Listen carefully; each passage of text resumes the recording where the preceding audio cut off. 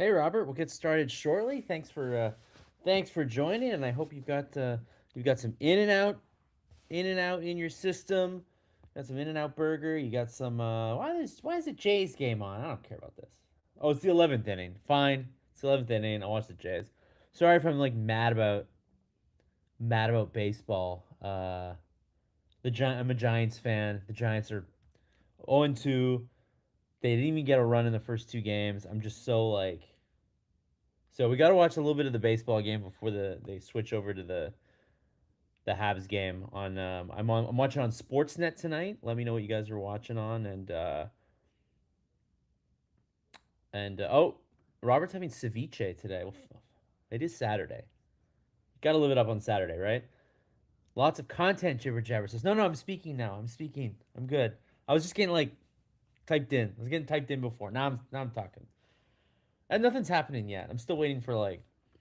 Do we have the lineup yet? I don't even think we got the lineup yet. If you guys are privy to um, the Montreal Gazette website, you can check out. It's brand new. We have a new website. Um, I mean, longtime devotees of this place are aware that we've had some website changes before. We've done the whole move. We did a move. We did a move back. Now we're moved to our new place, but this time it's permanent. I swear to God. It'll kill me if not. But they're supposed to be on the new. We got the new website today, so please check out the new Montreal Gazette website. Tell me what you think. It looks great on mobile, I find. So if you read the paper on your phone, which 78% of our readers do, check it out. And tell me what you think. 78%, I should say, of online readers. I don't know how many. I mean, I can extrapolate the math with the number of our subscribers, and I'm not gonna do all that. Let it be known. I think most people do their reading on the phone these days. You might even be watching me on your phone right now. Baseball is boring compared to hockey, man. And you live in California, which is baseball heaven, frankly. No better place to watch baseball.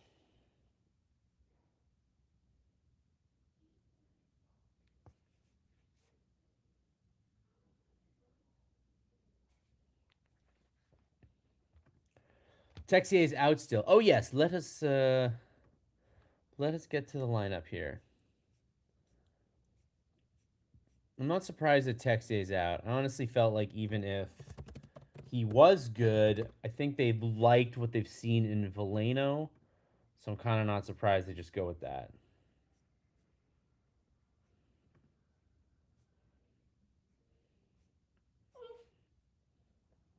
I did hear some nice words for Zachary Bolduc from the coach, who does not do much talking these days, but he did have nice things to say about Zachary Bolduc. So Bolduc was another guy who's a little like shaky his spot, but at the end of the day, they pretty much always have Bolduc in. No, we don't have the lines yet. We'll get those super quick to you. All I know is that Jacob Fowler's in nets. So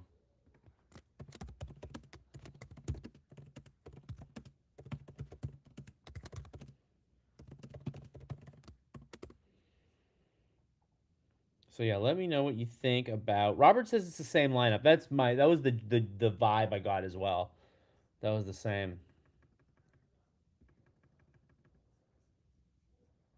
Just waiting for that final online confirmation telling me that that is the case. Oh, Spencer Miles is pitching? Did he pitch today for the Jays? He was supposed to be a Giant. I don't like that. They could use an extra hand in the bullpen, that's for sure.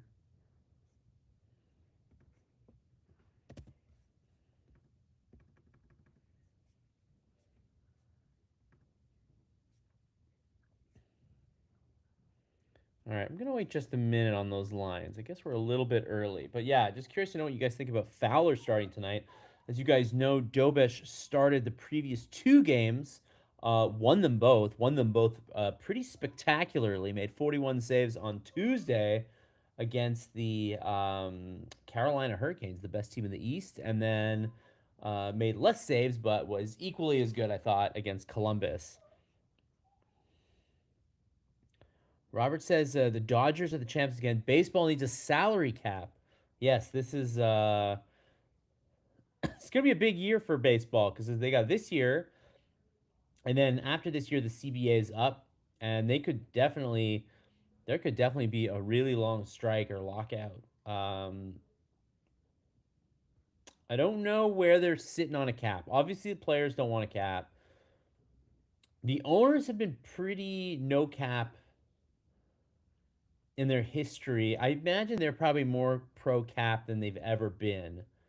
Um, but I don't know. I don't think the owners are unanimous on this. As much as the owners like, um, you know, taking as much out of the players' hands as they possibly can. I'm not entirely sure that they're feeling a cap. I do think teams like the Dodgers and the Yankees, maybe the Yankees actually are down for a cap now. I feel like the Yankees are not the big. I mean, they're still one of the bigger spenders in the league, but I don't feel like they're the big spenders that they used to be. Which is like a weird thing to say for a team that spent, what they did on like Aaron Judge and such. But I guess it's different when it's an internal. Um, but yeah, anyways, we're just gonna watch a little bit of baseball while we wait for hockey to start. Man, 7-7 Athletics, the homeless Athletics against the Jays. Might also apologize tonight. I have two, as you guys know, I have a dog, and you do occasionally hear him on this broadcast. I actually have two dogs tonight, if you can believe it. I'm babysitting, dog sitting my in-law's dog, who is not a barker, but he's a whiner. So just let it be known. If you hear some whining in the background, it's not me, it's my dog. Okay, hold on. We got lines here. Caulfield, Sikorsky, Suzuki as always. Newhook, Kapanen, Demidov as always. Bolduc with Evans and Anderson. They're starting to love that line. And then we got Veleno with Dano Gallagher. So that means Texier still out, as Robert said earlier. Matheson, Dobson, Goalie, Carrier, Struble, Hudson again. Hey, looks like the Jays are going to win it. 8-7. The Jays are the winners. Bully for them.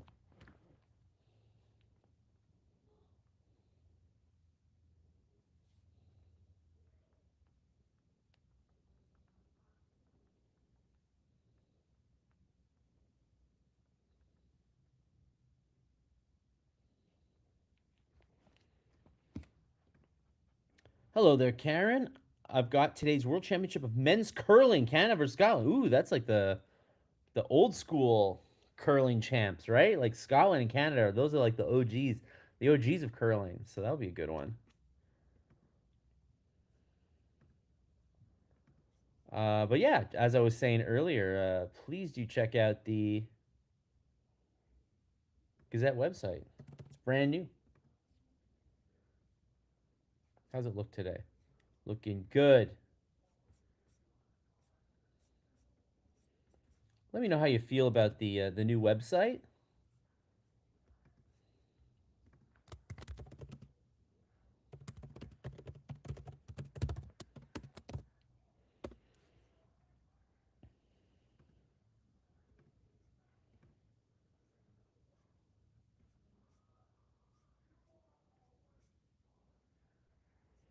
And this is not no guarantees, but I will say that the new website is a precursor to the return of comments on the website. As I told you, the website was broken before, and I was completely genuine with you all the time. But I can tell you that that this is the precursor to comments coming back. So you guys will be the first to know. Watching the Jays here, yeah, as am I. We just saw Ernie Clement Ernie Clement's his name, yeah, with the base hit to win it in extra innings.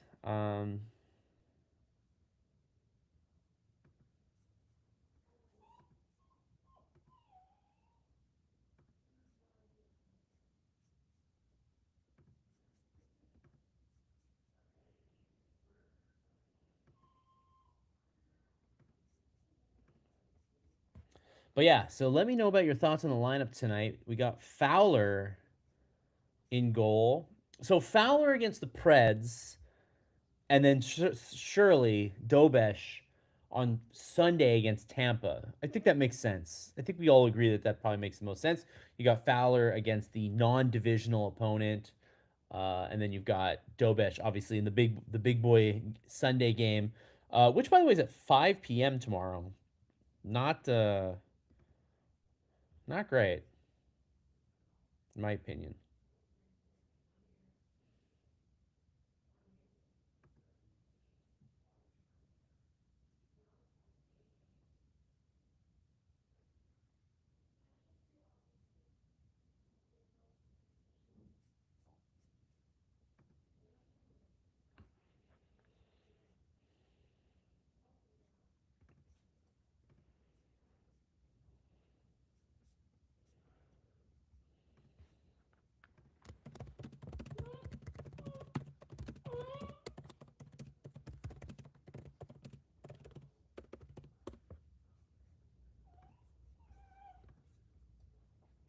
What is my take, Robert says, on silencing Dobech? I think it's crazy. I think it's so stupid. What's he gonna say? He's a weirdo. He's a bit of a weirdo. I'll give you that. But he's a goalie. We understand. Like, what do they think he's gonna do? He's gonna give away state secrets here? Like, I guess they think that he is emotional. We've seen him cry. We've seen him be upset. Are they worried about like the highs and the lows. Like if he's has a bad game, like better to do it now when he's playing well, and people are like, yeah, whatever, he's playing well. Because if he has a bad game, then they could be, they couldn't just like all of a sudden be like, okay, now you can't talk to him because he had a bad game, because then it would really be an issue. I think that was the idea, just to do it like preemptively. But like, what is he gonna say? He just says like, I played well. It didn't play well. He's a little colorful. He's a bit of a colorful character, but I think it's completely silly. Hey Mark, how you doing? Prefer Dobesh tonight. Go with the hot hand, tougher game tomorrow. Yeah, some teams do that, right? Like they go for the winnable. Like tonight's the more winnable game of the two. So maybe you put Dobesh in tonight, really try to go for the win against Nashville, and then tomorrow you put Fowler in and like que sera sera. But I guess I don't know. Fowler's gonna get a tough gig tomorrow, but it's gonna be a great chance for Fowler to really show where he's at. I think right now, barring any sort of massive, there's only 10 games, 11 games left in the season, 10 games after tonight. There's, I don't think anything Fowler and Dobesh can necessarily do to swap positions before game one of the playoffs.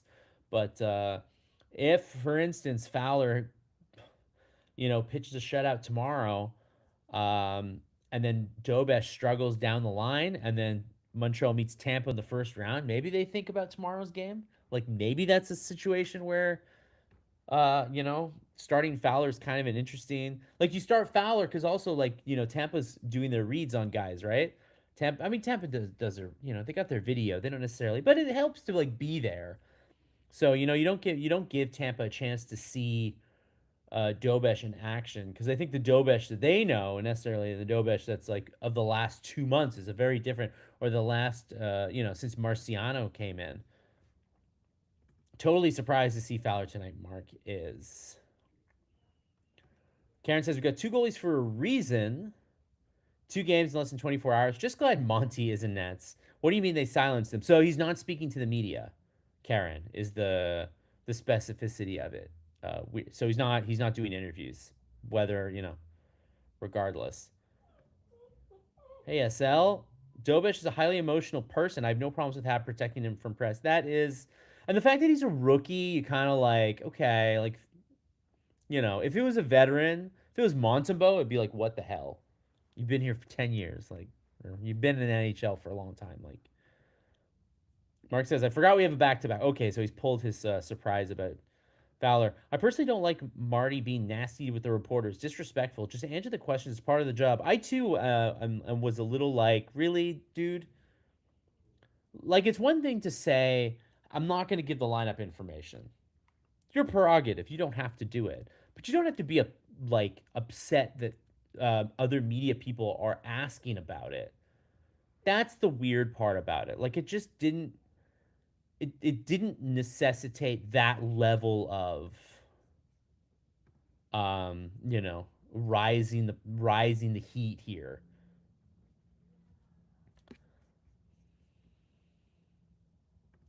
Probably got burned. Better to protect him. Yeah, I mean Dobesh. I think they're probably looking at that. Do you remember, guys? Remember when he like cried, like cried once after a game?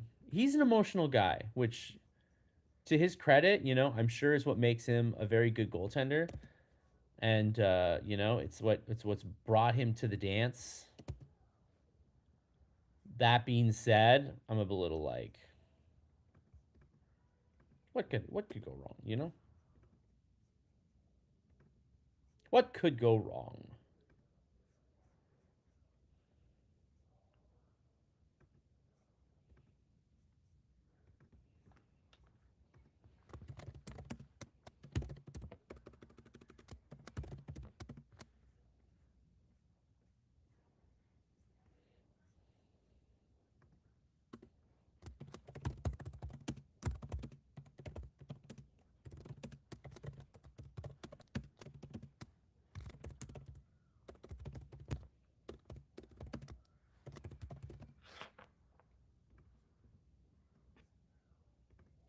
Anyways, do check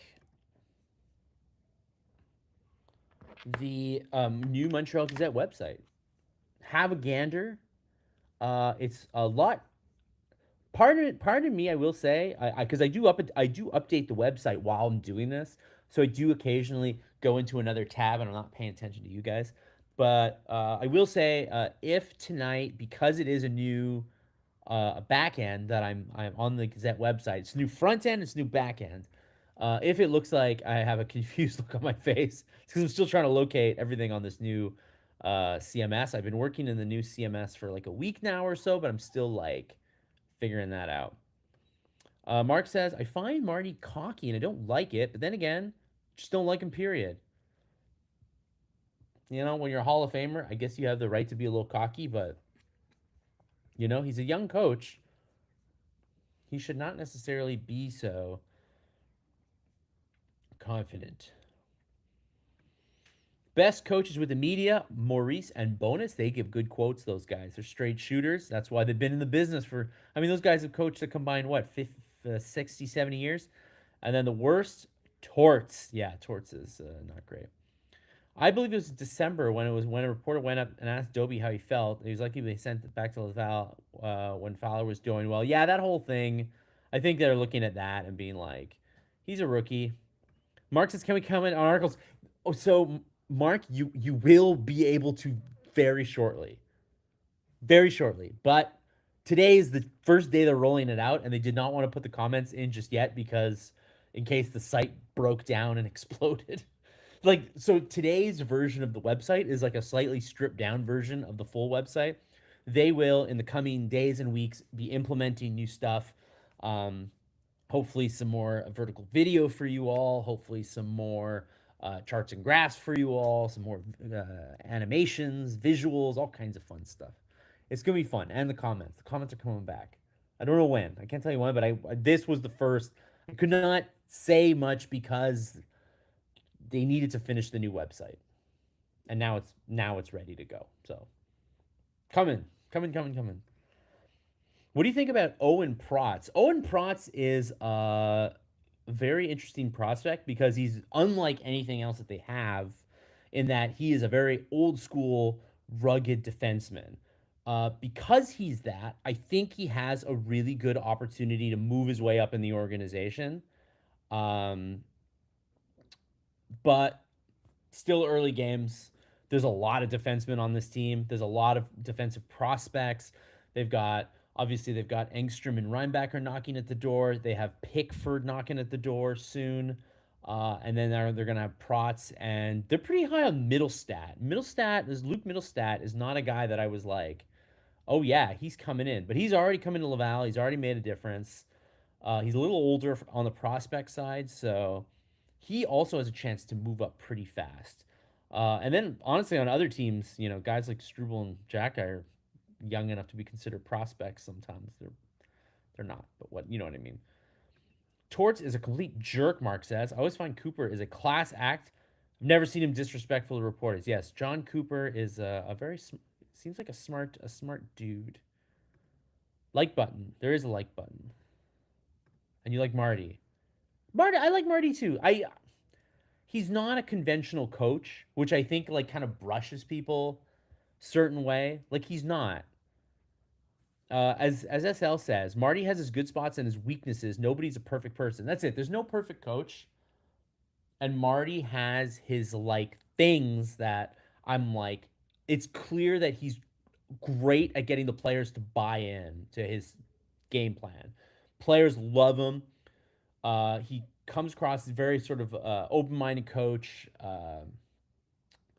He's somebody who's brought the most out of like a guy like Cole Caulfield, who uh, is obviously a talented player. Talented players seemingly I think will like coming here. But yeah, he's got like his things about him as well that are a bit annoying. Mark says, I'll renew my subscription. If we can comment, then I will work to get that for you. I have been advocating for it for a very long time. It's why my throat is often in weird shape, because I'm often just yelling and screaming to get the comments back on the website, because it's kind of stupid that we don't have them. But again, the problem was the old website that we had was broken, and like we could not fix things on the old website. Now we have this new website, and we can start putting things back into the Gazette, and I'm very excited about this new website. Um, it's so far so good. We've been working on it all week and premiered it today, and it's pretty smooth. I like it. Marty likes good skaters. Struble's a decent skater. Doesn't matter. Next year, Struble and Jacky will be gone. One will be gone. The other will be the number 7. That is also what I think will happen. I see Carrier only around long enough until either Reinback or Engstrom prove they're ready to take on the number 2 role, which I think will be very soon. Then I see a more physical right wing being traded in Carrier's. Well, keep in mind, Carrier's only got 1 year left on his deal after this year. So I think time will move him out. Karen says, I don't really like the TVA broadcast, except for Renaud Lavoie. Torts and my Uncle Fred could be twins. Well, I hope your Uncle Fred is a little nicer than Torts. Although I think Torts outside of hockey is probably pretty funny, but in hockey he seems a bit difficult. As for the TVA broadcast, yeah, I'm also not the biggest fan. The one reason why I'm not a big fan at all is because when I'm doing this, I watch the game on my computer, because having the TV set up is like there's too many screens, too much going on. So I have it on another monitor, and I can't get TV out of work on my computer. It does not, even though I pay good money for it, it does not seem to work. So that's why I don't like the TV broadcast. I haven't had a chance to really watch it much other than when I watch it on TV when I'm not working on Saturdays. I'm a good lad, no matter what anybody says. Thank you, Mark. I do have a surprising number of haters, but honestly, it might be warranted. I'm not ready to I'm not ready to deny my haters satisfaction here. Just read a Habs fan post asking, who do you think has been the most underrated player on the Canadiens this season? This is a great question, by the way. Hold on, no, hold on. We're gonna put this up a little longer because I want everybody to answer this. I love this question. And Morgan says the most popular answer was Kapanen. I don't think Kapanen's been underrated. I think he's been pretty rated. Honestly, I think it's Jake Evans. Jake Evans has been the third line center pretty much all year. Set him and forget him. The penalty kill is like not amazing, but he's definitely the one directing it. Pretty much always every night kind of gives the exact same effort. You kind of know what you're getting from Jake Evans in a difficult position where you got to win faceoffs. and be a good two-way player. I think Jake Evans is a pretty underrated player around here because he doesn't provide a ton of offense, but I think he's good.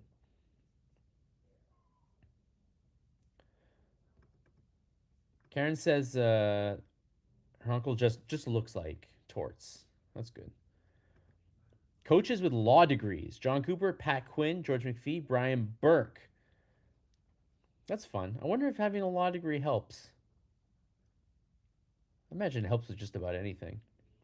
Mark says, I saw the ticket prices for the playoffs. Good grief. Oh, I have to post those. Yeah, Stu posted those. If anybody's curious, hold on. Let me grab the playoff prices because they are hilarious. I mean, maybe not hilarious. Maybe some of you got some money to burn.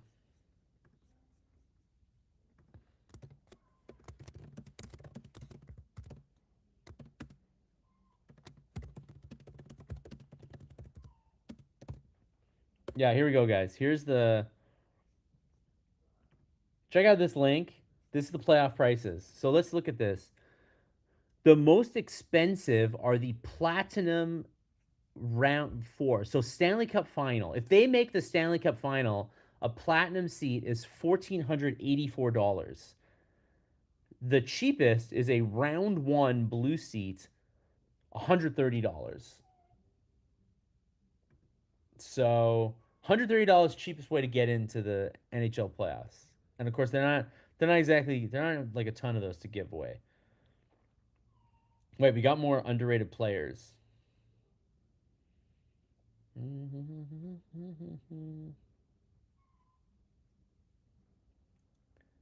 Dobson is underrated. I do think Dobson is kind of weirdly underrated because he's not, again, not a kind of old school defenseman, but I will say that he is a combination of his stick work and offense and puck moving. He's very effective defenseman. Dano also getting a little bit of love. He has come in and been very good on the faceoffs. His lack of foot speed worries me a little bit though. When the game gets tough, I do see him getting beat. He's not like, if you remember when the Habs made the finals a couple years ago, Dano was like always on the ice when the best player on the other team was on the ice, and man, he could go toe to toe with anybody. Can't do that anymore. One Habs playoff game with a good seat is the same price of a Caribbean vacation. How times have changed. Slav equals Beliveau eventually. He's having such a good season, Slavkovsky. What a treat to watch. Monty will be easy to trade to. He's got 1 year left after this year, I believe. It's like Josh Georges, someone you can set and forget. That's exactly what I would compare. Jake Evans is the center version of Josh Georges. Somebody else, Al Wilson was the man, compares Jake Evans to Mike Keane. I can see that. Mike Keane had brought a lot of offense to the table though. He was a surprisingly good offensive player. Can't believe he was the captain for a while. Monty will likely be traded in the summer unless they don't want Fowler in the NHL. No, I think it's probably done for Monty unless I don't know. Dano and Galley have both lost a step or two. Galley has been looking run ragged lately. Yeah, Gallagher. I think after he got sat, he's done a little better, but it's rough. It's rough. Like there's been like Doc got hurt and he was able to get back in the lineup, and it all kinds of and it like all kind of worked itself out. But I will say that when they scratched Gallagher, I was kind of like, it's time. It's time. And I don't know. I don't think my opinion has changed that much. But I mean, Doc's hurt and Textay's hurt, so he gets back in. But are you telling me, I don't know, if they called up the best guy from the AHL, if it was like if Florian Jack, I don't know, Florian's not even having that great a year. He's having a good year. I don't think anyone will trade for Monty, but you never know. Bergevin is still out there. Yeah. No, you know what? I do think somebody will trade for. I don't know. I think so. I mean, hell, Edmonton traded for Tristan Jarry. Montembeau has more recent success than Tristan Jarry does. Goaltending is weird. You just need sometimes like at one point Alexander Georgiev and Ilya Samsonov teams were just like, get him out of here. I don't want him. Really very talented goaltenders. Montembeau could be in that realm where people just have given up on him. But goaltending, man, you never know. Then again, you never know. I mean, look at all the like $8 million goalies this year. I was looking at Ottawa today. Ottawa, by the way, lost. I think they're pretty much screwed now. But they are an elite 5-on-5 team, the Ottawa Senators. But because Linus Allmark had such a bad year, they're not going to make the playoffs. And Linus Allmark, they gave him 8.5 mil. Look at Bobrovsky having a terrible year. I wouldn't blame him so much. I mean, Florida obviously has so many injuries. Hellebuck, Vezina winner, two-time Vezina winner, having a brutal season with Winnipeg. Goaltending is just like it just takes one team to be desperate enough, and Montembeau will get a job. Lots of teams desperate for goalies. Edmonton, Vegas, Pittsburgh, maybe. Monty will get a job. I think so. I even wonder if Florida's probably could very well lose Bobrovsky this offseason. Bobrovsky is an unrestricted free agent. If you can believe it, he played out the entirety of his like, what was it, 7 year, $70 million deal. So Bobrovsky's good chance he might be done. Florida obviously knows Montembeau well. They drafted him and thought he was pretty good and kept him around as long as they physically could until waivers came and took him from them. But that's a possibility. How many opportunities did Hammond get? Exactly. Hammond had a 25 game run that he parlayed into like a what 7-8 year career. Even played a little bit of Montreal. So there's always a chance. Montreal Victoire won today against in Detroit, 3-1 against the Sirens. Yeah, I was gonna say the Sirens aren't in Detroit, but I guess it was one of those third city games.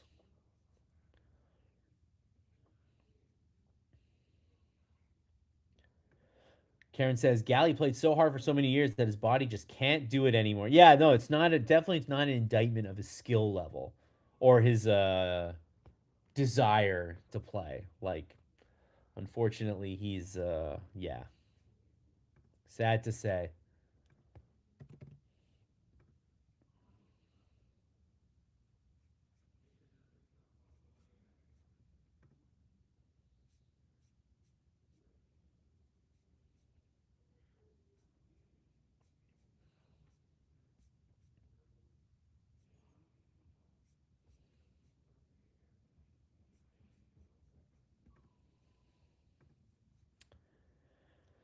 Who would be a good replacement for Gallagher and Laval? I think right now Sammy Blais is playing. Looks like a little too good for Laval. He's like classic tweener Sammy Blais. Sammy Blais is like a little too good for Laval and like probably like just a shade not good enough to be a regular.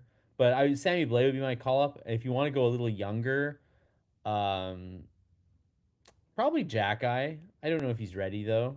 I think he's had a bit of a down year. He's good. He'll be good. He'll be fine. But really, you get figured out a little bit. Bob Brovsky has played the equivalent of another full season with all his playoff starts the last 2 years. He is spent, but dude is a freak. Would not count him out. I would not count out Bobrovsky at all. I guess he probably goes back to Florida, but they might want somebody younger.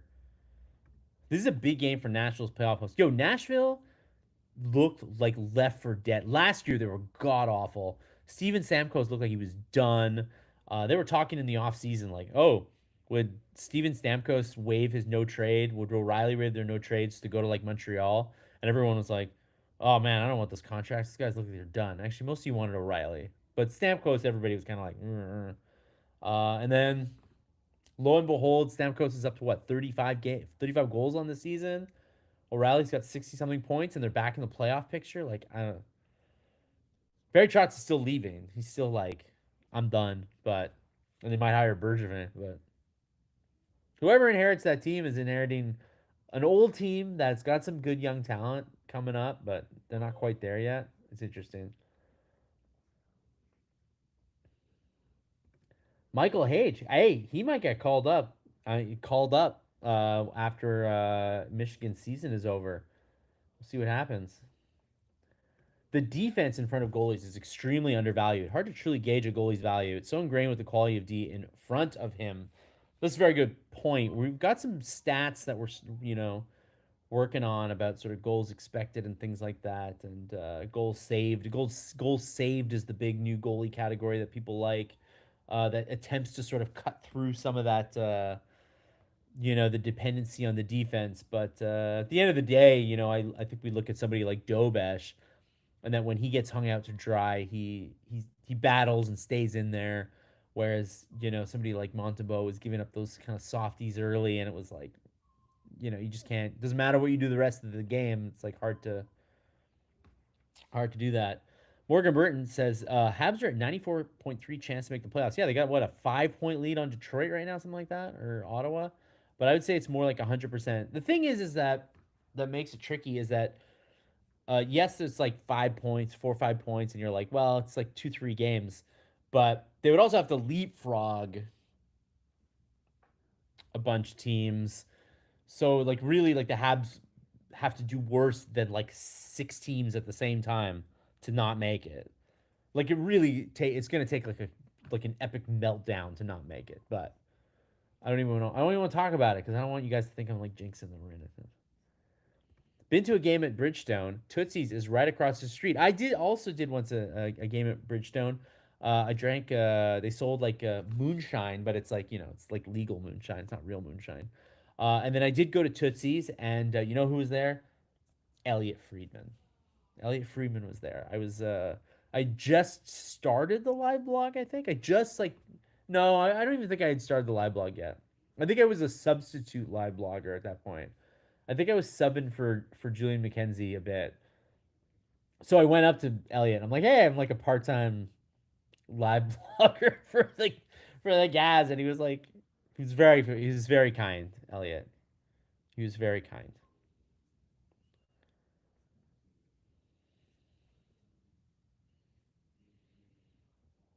Habs can also look up instead of looking back. We could climb in the standings. Hey, if they win tonight and then they beat Tampa tomorrow, they're tied with Tampa, are they not? Like assuming Tampa, I don't know what Tampa did today, but if they played today, I'd love to see Fowler and Dobesh run 64 going forward. It would be incredible tandem. Well, I mean the opposite, like Dobesh 60. I think it'll be Dobesh 60.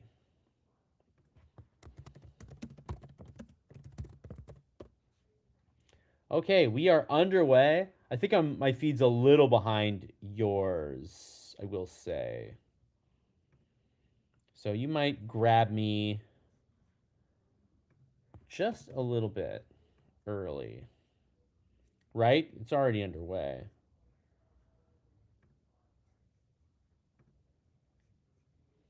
Should maybe figure out if City TV's got a better feed than Sportsnet. Oof. Tampa beat Ottawa. Okay, so that ended Ottawa's season, basically.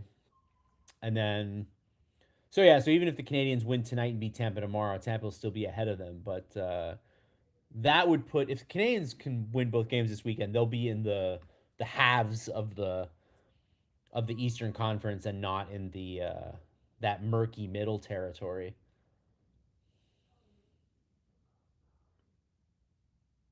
All right. Ooh, close. So Caulfield making some nice moves behind the net, trying to get the puck out the zone. But instead, the puck bounces back behind the net.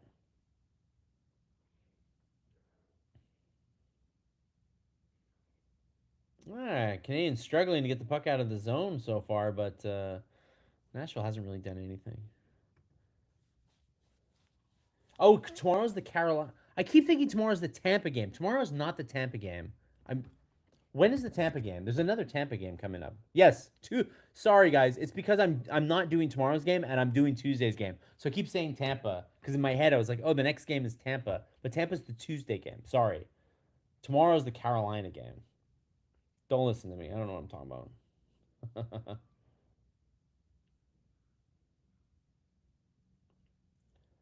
Yeesh, this entire period so far has been in the Hab zone, but the Canadians have had the puck the entire time. They just can't get it out. But Nashville didn't put up a shot and didn't really do anything.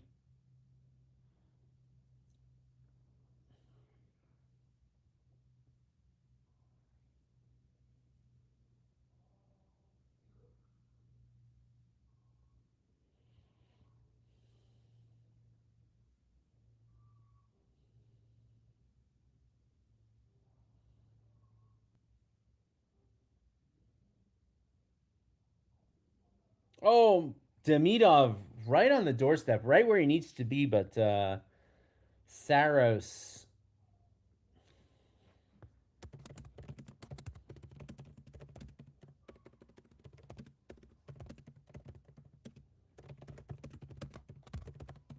Have you guys been keeping up to date with one Justin Barron? Justin Barron uh, is a permanent fixture on this Nashville defense. He's played 42 games this season, 7 assists, still looking at his first goal, -2, but he plays about, you know, 13. He's averaging 13 minutes a night, so not quite, hasn't quite established himself as anything more than a sixth, seventh guy, but this is not an easy league, I will say.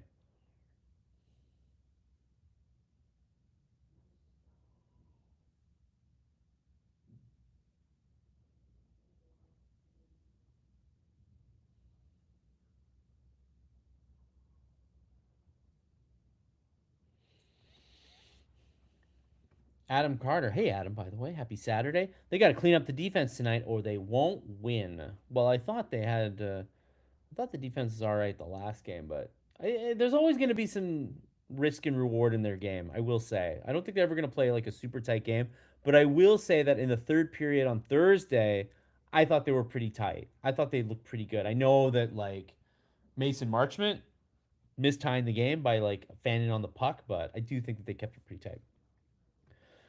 Sky, Skydigger with the big question that everybody has kind of on their mind right now. Do you think the Habs will be able to adapt to a very physical playoffs?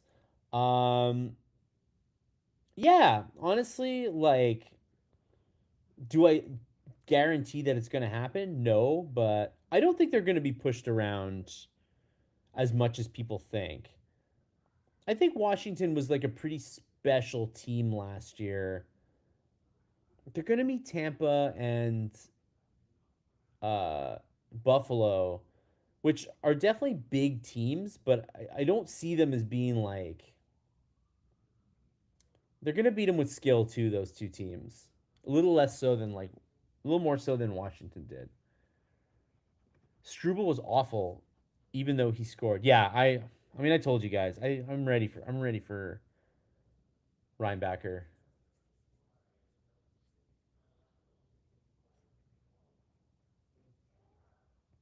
Struble play well? No, I didn't think he did. I didn't think he did. But I think they I mean he didn't play that much. I don't think in the third period. I think you know the main guys who were out in the final minutes, I thought had battened down the hatches pretty well in that game.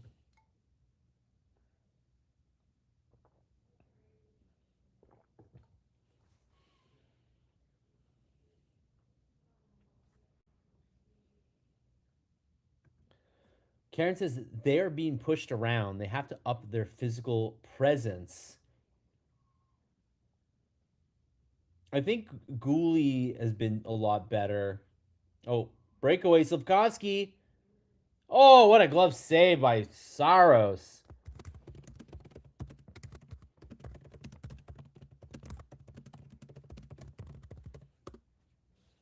Yeah, look, I will say that like in the Canadiens DNA, they're never gonna like physically manhandle other teams. It's not gonna happen. It's just not how they're built.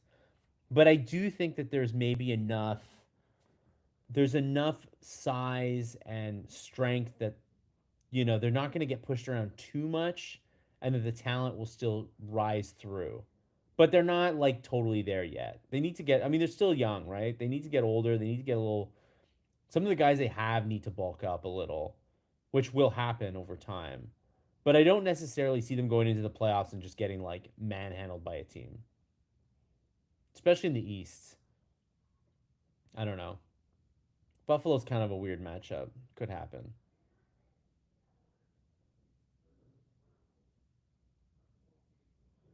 Tampa, I'm not so sure. They just might be a lot better, to be honest.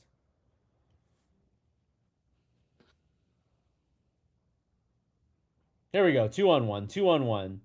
Demidov and Newhook puts a pass right in Demidov's skates. That was a terrible pass. Oh, but then he made a nice pass to Kapanen in the bumper while the play was still kind of broken down in Nashville. Were trying to figure out where the puck was.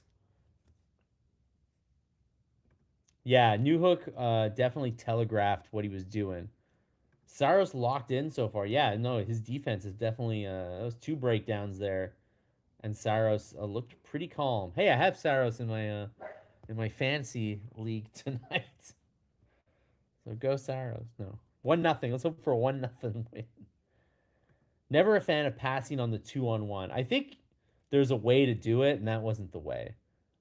But the thing is, if you pass it well, you like almost guarantee a goal. The pass will come across faster than the goalie will come across, but you have to feather a perfect pass. So I only advocate like Suzuki dishing it off.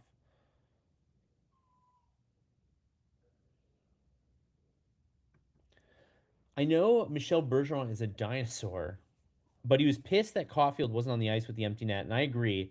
I'd like to see Caulfield out there when he's got an easy possible goal. Yeah, I mean he'd probably be close to 50 right now if he did. And I think I don't mind his two-way play. I don't think he's like such a pushover at 5-on-5. So it's because they've got their lines down already, and I don't think they want to tinker with those lines too much. Like they want the two guys taking the face off late, so they'll swap out Caulfield for Deneau, and I think they really want that other face off guy in with Suzuki.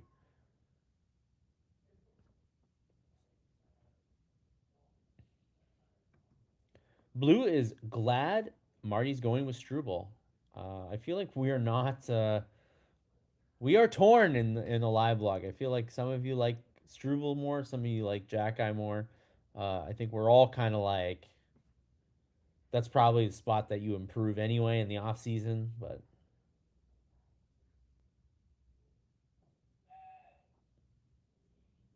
Goalie with a floater from the point, and Saros covers it up. Okay, so 0-0 so far. Shots are 4-1 Habs. 13:01 left in the first period. Pretty good so far. This is definitely not the last two games where the Canadiens just got manhandled in the first like 10 minutes. This is like a pretty chill opening. Is Veleno going to be a Hab next year? I thought absolutely not. What the hell are you guys talking about? But then I did see French media say that they think that Veleno will be back.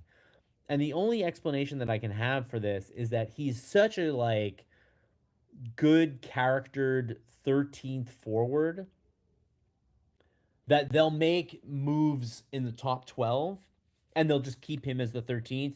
He can play for 950K. He's happy to play his 50 games a year.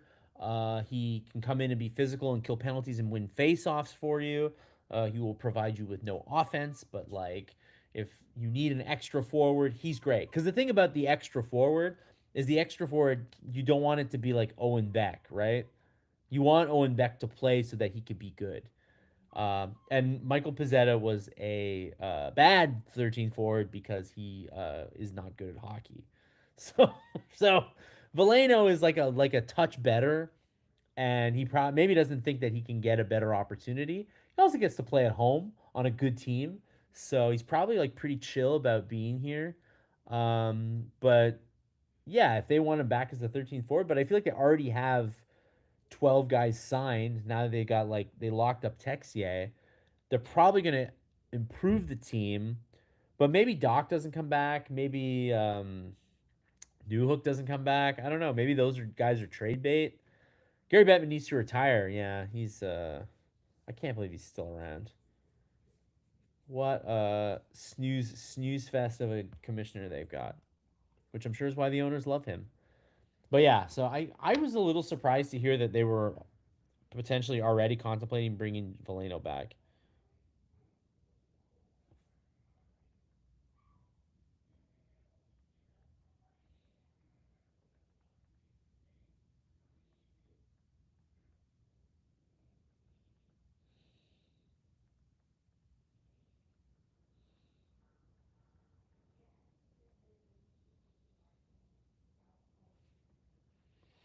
Struble can never match Jack Eye's toughness. Yeah, there's a lot of things that Jack Eye can do better than Struble. He's tougher.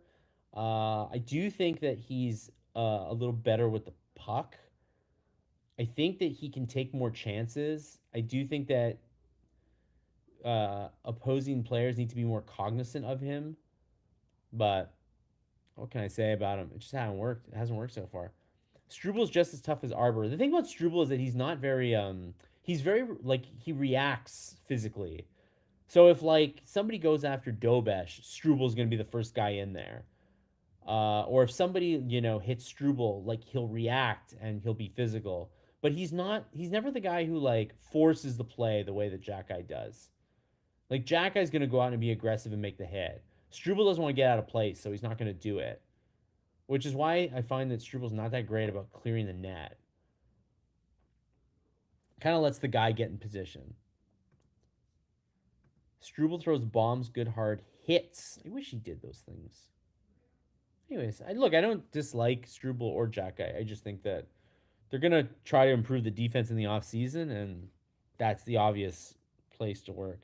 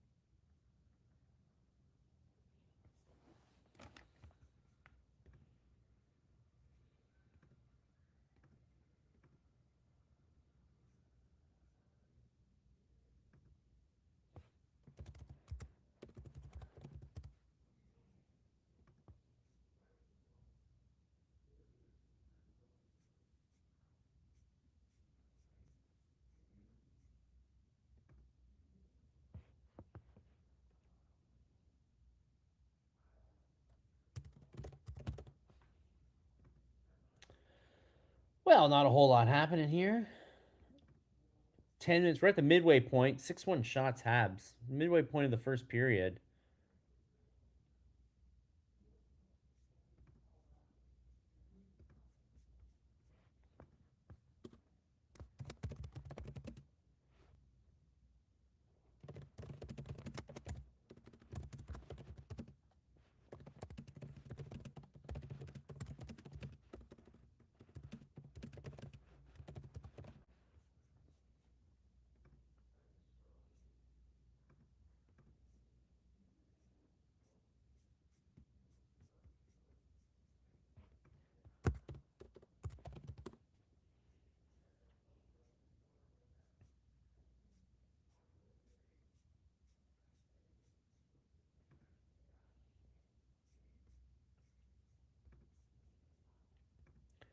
Ryan says, I don't really get the Struble love. He really struggled hard against Columbus. Yeah, I thought so too, but I don't know. People seem to not like Jack Eye that much.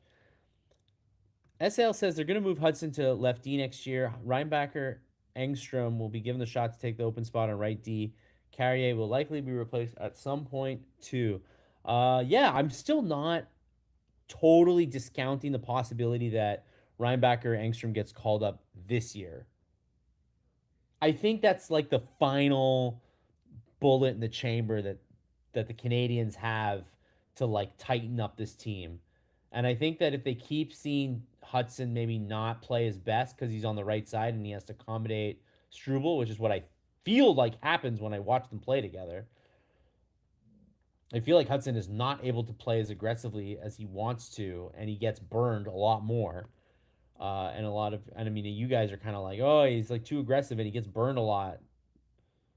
And I'm like, yeah, it's because I think defensive partner is just like not able to hang with him, frankly. So I think Reinbacher Angstrom would automatically be better options, especially Reinbacher, if he's ready to go. So to me, that's like if they just can't fix the defense and they don't trust Struble or Jackeye, that's like the final game to play. Fowler needs some touches. I know we're talking about like the defensive struggles, but so far Nashville's only put up one shot on Fowler through 11 minutes of this game. When Lane Hudson is defending the goalie, they need more grit on the defensive core. Yeah, but he was the first guy there. I don't think it was a matter of like no one else wanted to do it. He was just the first guy there, and he instinctively did it. Mark says, I don't know about you guys, but I'm annoyed by the sticks always lying on the ice. Pick them up for the love of God. Am I crazy, or didn't the linesmen like used to pick them up more? I feel like the linesmen don't do it. Oh, what a shot by Demidov, and it's 1-0. Your feeds are. What a blast from Demidov. You guys are a little ahead of me. Just a little bit. Goodness gracious, what a shot by Demidov.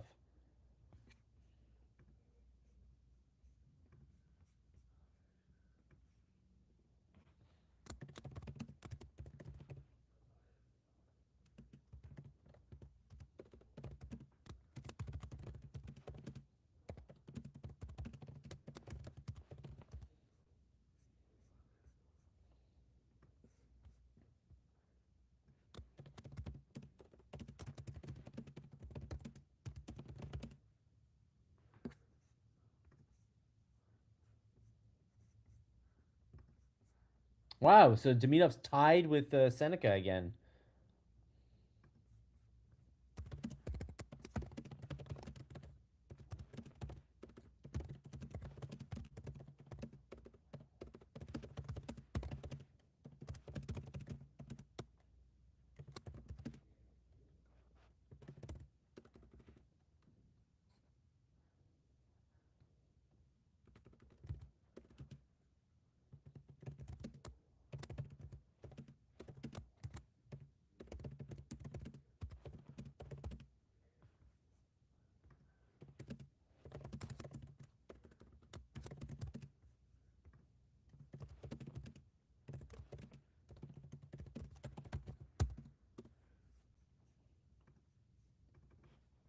I mean, Demidov uh, is an interesting case because he's, kind of been up and down this season. He's been a little bit cold, but look out if he gets hot at the right time.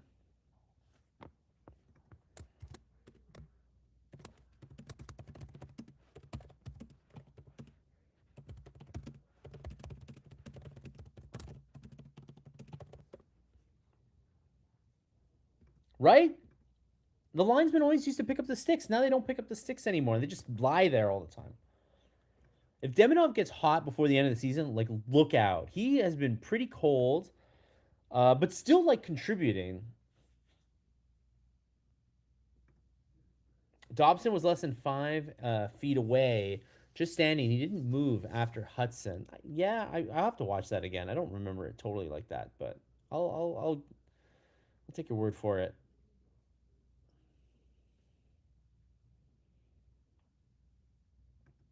I'll tell you one thing: if any Predator scores a hat trick, would be a lot of expensive hats on the ice. Oh my God! Don't throw a nice cowboy hat on the ice. Throw a bad one. Can't wait to see what Hage and Demidov can do together. Love Cappy, but he's not a second line center. Oh my goodness, if Hage comes in uh, and looks good, look out. This team already has a ton of talent, and there might be more coming.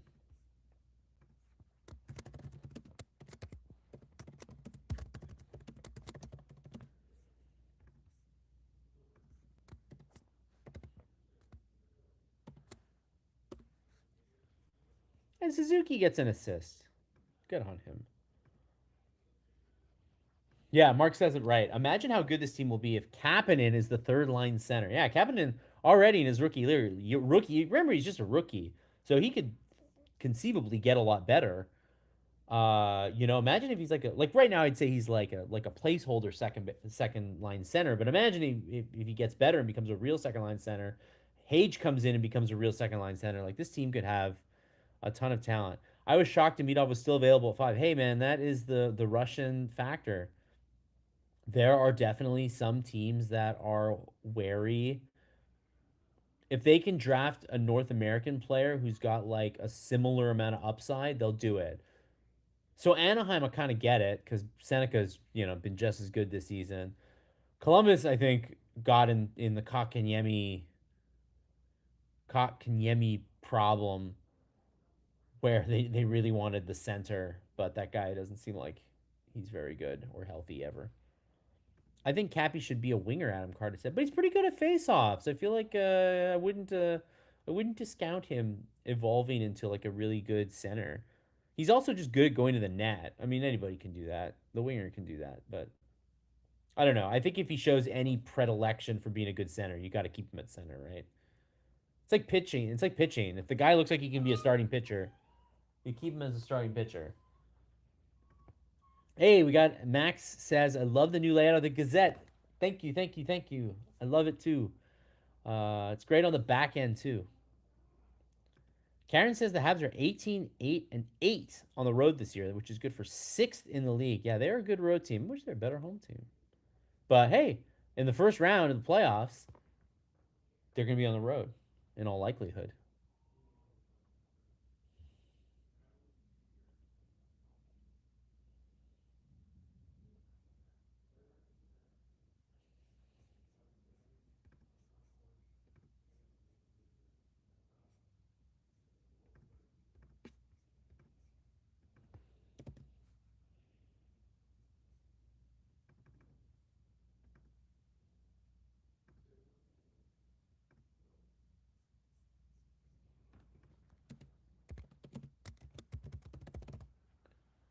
Oh my goodness. O'Reilly to Zachary Leroux.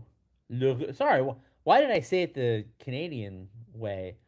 Leroux. The Zachary Leroux. But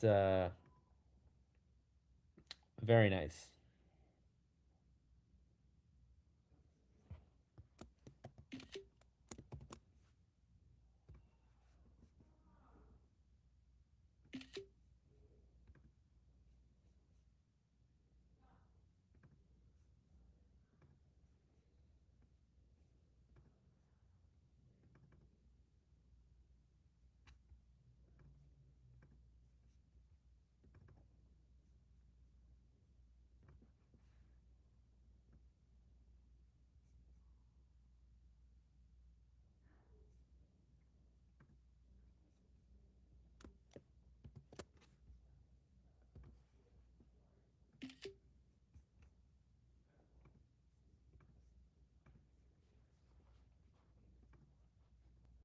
I know I could look at myself, but I don't want to leave the blog. Do the Jays win today? They did win. They won. They won. They won. They won. They won yes, in 11 innings.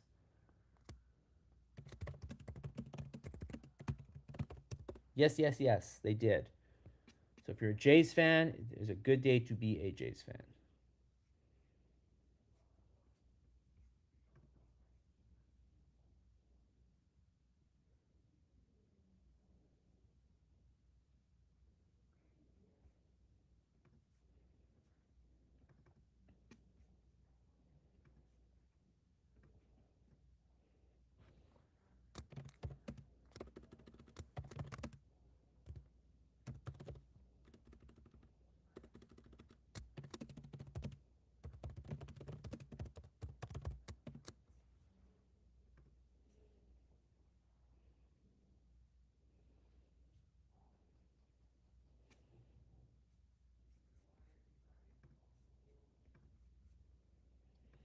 Apparently, Gary Galley's favorite defenseman is Roman Yossi. You could hear him willing him to score on that partial breakaway. Yes, Gary Galley loves. This is yeah, you're right. He talks about Yossi and breathlessly every time we see the Preds play.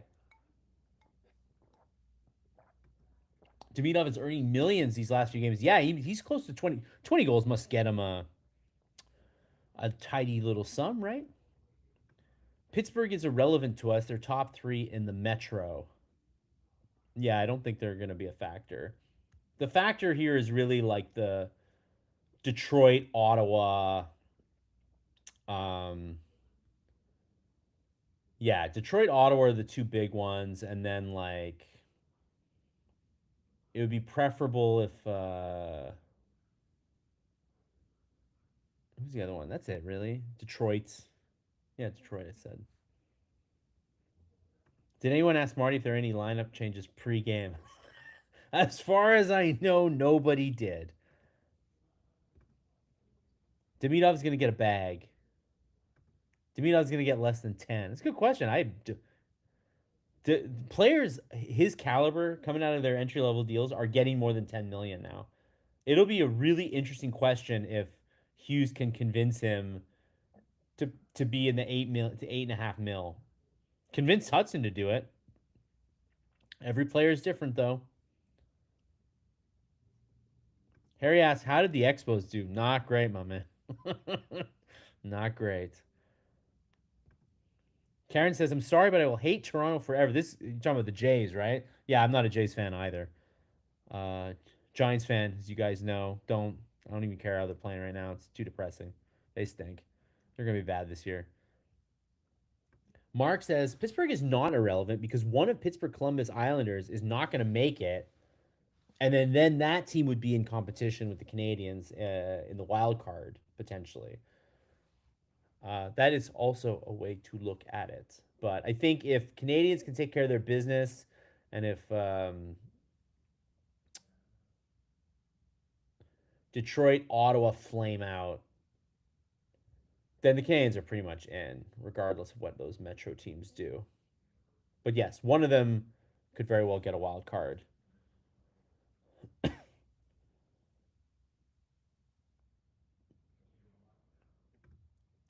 Marty's a snapping turtle. He's cute, but snaps. Steve Frost was watching the Jays. Is that what you're saying? That game today, yeah.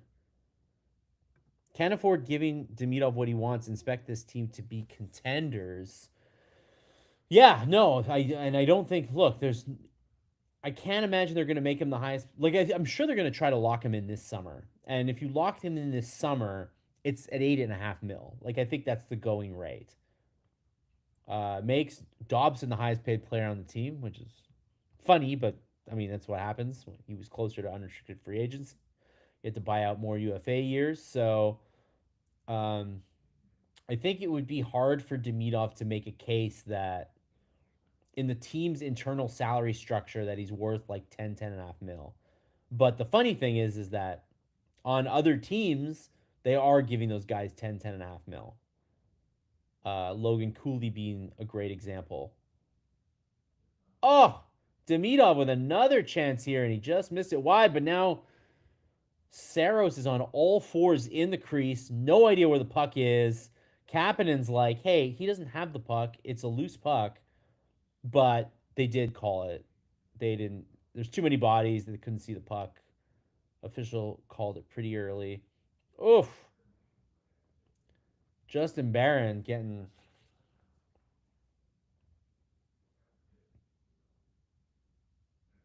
Whoa, that Kapanen played the bank shot off the Demidov shot and it hit the outside post. And then Saros kind of slid in there, and the puck could very well have bounced off the pad and gone in. Could have been very embarrassing for Saros. It was close. Demidov is having a period. Guys, Demidov has not played, I think, to the level, the last like 2 months that of the level that he started at. So if Demidov gets hot again at the end of the season, I think this team is going into the playoffs with a lot of positive momentum. First line's playing well. If Demidov can anchor the second line, if Hudson's in a situation where he's, not on the right side on defense, I think there's a lot of possibilities here. Lots of possibilities here.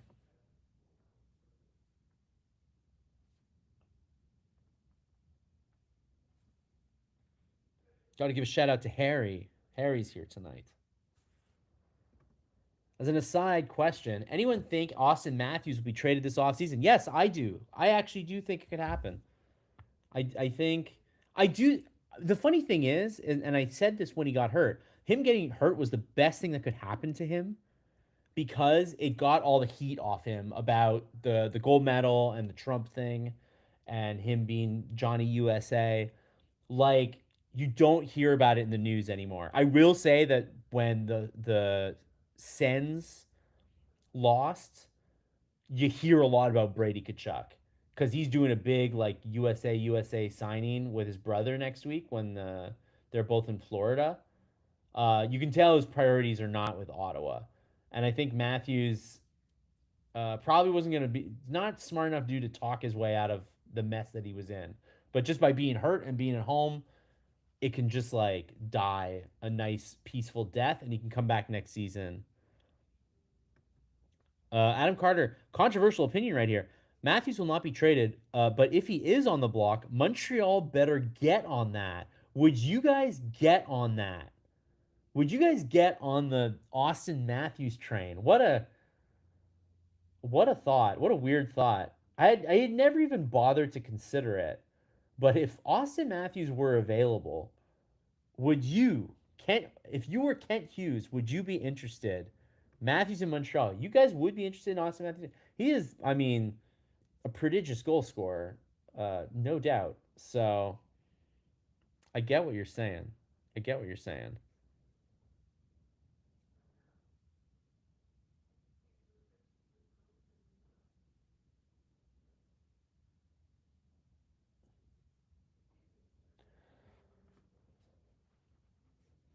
Oh, we got a hardcore. I was like, no, no, no, no.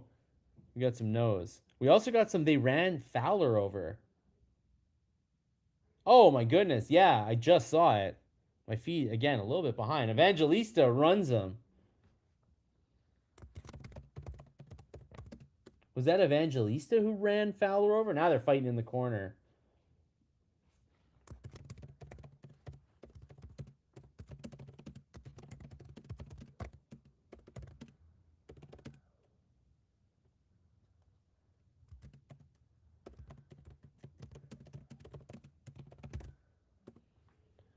Did Gary Galley just call him Jakub Dobesh? Yeah, he keeps calling him Dobesh. Is it Dobesh tonight? I thought it was Fowler tonight.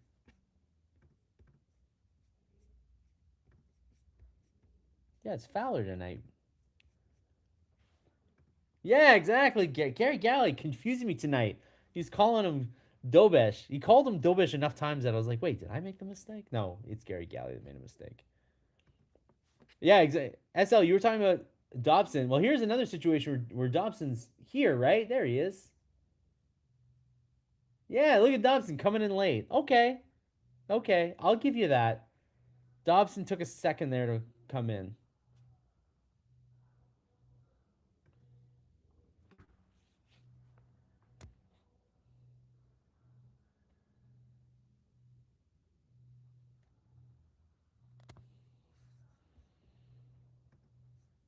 So what do we got here? We got a Habs power play with 16 secs left in the first period.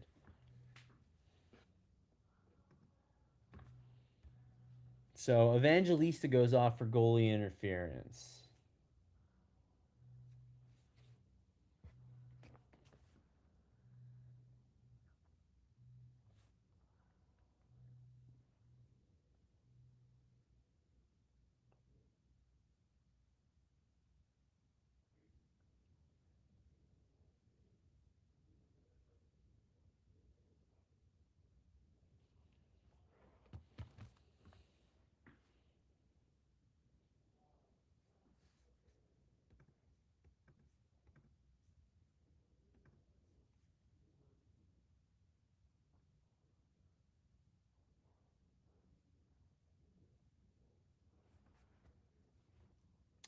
All right, first period over.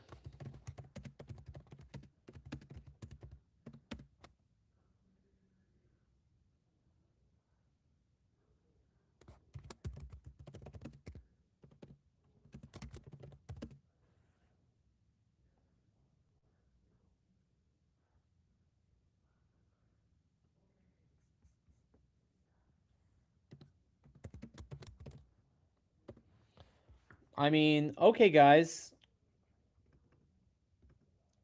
1-0 Habs. Shots 9-2 Habs. What do you guys think about the first?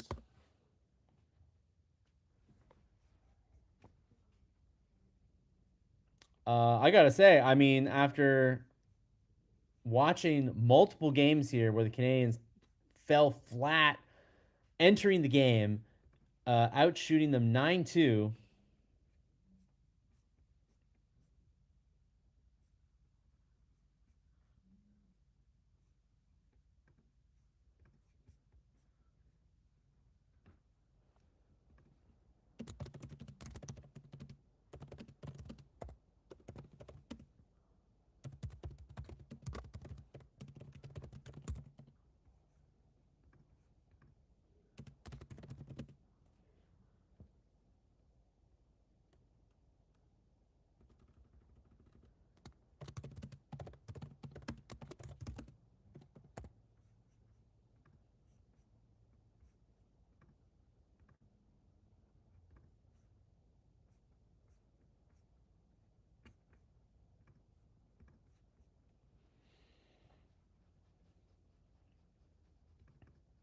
All right, we got Max says it was a good period from the road team. That was a good. This team plays better on the. They play better on the road. I'm sorry to say it happens. Good performance by the Habs, says Skydigger. Blue says good road period. Karen says no, no, no, Matthews. Okay, we got. I think we got a few more no's than yeses. Sal says Habs outplayed Nashville. Score could have been more. Yeah, Demidov could have had more. Mark says great first period, but I'm still nervous. But I'm always nervous. Hey, Mark, you got to get Karen brings the gummies. The gummies help. The gummies make you feel better. They take the edge off a little bit. I'm surprised the Preds weren't more physical in the forecheck, Max says. That has been the strength lately. Maybe too much speed from Montreal. I think you're right. I think the Canadiens were able to play their game with speed, and when the Canadiens are on the attack and they're really fast, some of these bigger, slower teams can have trouble with them. Instead of vice versa. Because sometimes you guys are like, oh, the teams we're playing against a big team and they're just shutting the Habs down. But if the Habs really use their speed, they can, and they could be the ones kind of on the front foot, and the other team could be in the one on the back foot. All the stats show just 2 minutes for goalie interference. I have 2 minutes for goalie interference. I don't have 4 minutes, guys. Just letting you know. And there was nothing for Lane Hudson because Hudson left for it looked like he was heading for the shower, but he just left and came back. So I don't know what was going on there. But as far as I know, there's 144 left on the power play. Good show so far. Let's not have a second period meltdown. Oh, don't even. Great first period. Would love to go 4-1 on the road. Yeah, because we're on there's the road swing in it.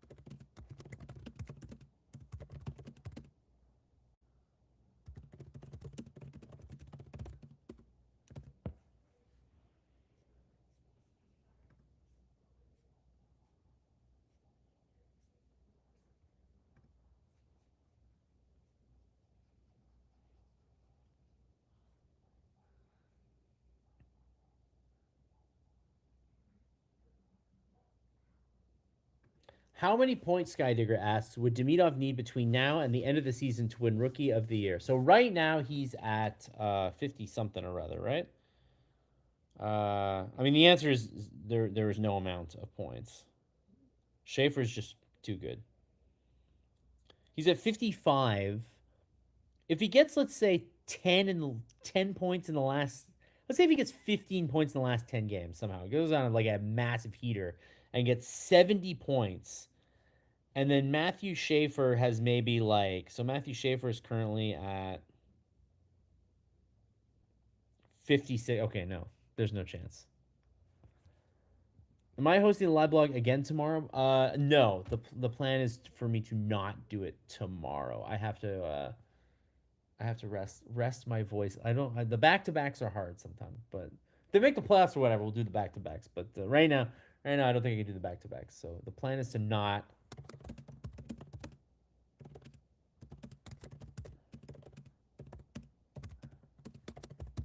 Also, it's at 5, which is kind of a weird time. I'm not sure if that like helps me or hurts me.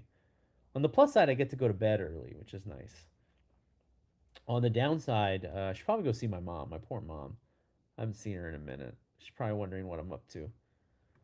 Habs will make noise in the playoffs, Robert says, as long as they get good goaltending. Well, see, that's a huge thing now, right? So for this entire season, we were constantly like, oh, the goaltending. But I think we all feel pretty good with Dobesh and Fowler right now. Like, can they be a winning tandem in the playoffs, or can one of them step up and be the number one that they need? I feel like we already feel like the possibility of that is greater than when they had uh, Montembeau starting. Maybe Brian Skrulin can do it. Uh, we have not explored the possibility of somebody else doing the live blog because there's a lot of technical stuff in the background. I will say that I am the technical producer of Hockey Inside Out. So while the guys offer their talents and their knowledge and their love, I am the guy in the background pushing the buttons. So even if they did the live blog, they would probably need me to push the buttons. But I should invite them. I should invite people to come do the live blog. I haven't done that. I said I was going to do it, and then I never did it because I don't have a budget to do it. And those guys, I would feel bad to ask them to do it pro bono, but maybe I will. Maybe I will one day. Ryan says maybe late to the live blog too. That's okay.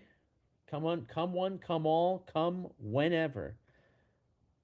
I was just kidding. You're awesome. No, but screw it would be fun. I'm not gonna lie. If if the playoffs like if I have a little time to like if the Habs seal a playoff uh spot early and I can make some phone calls, maybe we'll try to get a good guest for game 1 of the playoffs. Or we'll have comments back on the site and then you guys will just be like, turn this thing off. Bob asks the golden question. With the new Gazette online format, will the blog be returning to its own style? The answer is yes, but not like soon, but I don't know when. But yes, the whole thing, Bob, was that the old site was broken. We could not bring the comments back. Like it did not work. We had to go to the new site. The new site is ready. Comments do work on the site. There don't, but because today is the first day of the new website, they stripped down the website to make sure that it ran okay and that it did not explode into a million pieces. So it's kind of today's new website is like a slightly stripped down version of what you're going to be getting over time. The way that it works is that we can like add little bits afterwards, but we wanted the like back end to be good. So the answer is yes. The old blog will be back at some point. Knowing how things work, I'm probably going to get a notification like 20 minutes before I start, being like, "Hey, just do the regular blog." But you guys will be the first to know. You guys will be the first to know when I know. Ooh, Max loves the new font and layout. I'm happy you guys love the new font and layout. I love it too. Robert says, love Inside Out. Knuckles is funny. Knuckles is great. We didn't have Knuckles on for a couple of weeks. He had some charity. Yeah, the thing about Knuckles is that Knuckles does like you guys can't even imagine. Knuckles does so much charity work. Like so like he like it's like a full-time job of him just like doing, great things in the community. The guy's an absolute legend. Always says yes. Like love Nux. So he does get a little busy sometimes. He didn't do 2 weeks, and then I definitely missed him. It was great to have him back this past week, but he's good to go for the rest of the season. He knows how important the games are. He knows how important it is for him to be there for you. FYI, Habs fans take over Vegas, Anaheim, and LA. Habs fans take over everywhere they go. There isn't a barn. I guess maybe. I mean, even Toronto at this point. I mean, even Toronto they can take over. Bob also likes the new format and will be great once comments are back. I know. I can't wait for the comments to be back. I feel like, especially the hockey stuff is missing a little bit of that sauce. Our readers are the special sauce that keep us going. And I think having not having comments for a while, I think everybody realized just how much we missed having people engage. You, our readers, are so important. You guys tell us what matters to you, because sometimes we write about a lot of stuff, and I'm like, does anyone give a damn? And then you see the comments, and you're like, yes, people do. Did I hear that Michael Hage got hurt and missed a playoff game? Did he? That's not good. Did I hear that?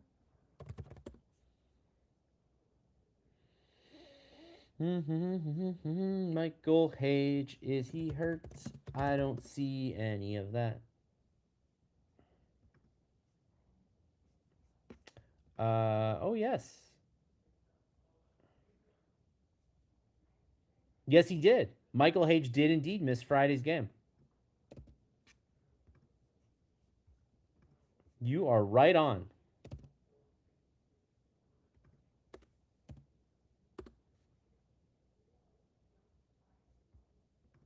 You guys are absolutely right. Michael Hage did miss Friday's game with an injury. I don't know. People were asking if he was in practice today.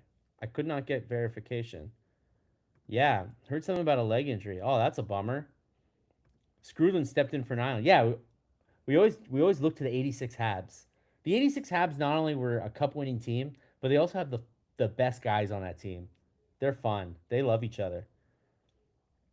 A smart executive at Sportsnet would have put Montreal National and CBC and moved Toronto St. Louis to sport. Toronto St. Louis is the freaking Saturday night game. Two teams battling out for the lottery pick. What a brutal Saturday night game. That's sad.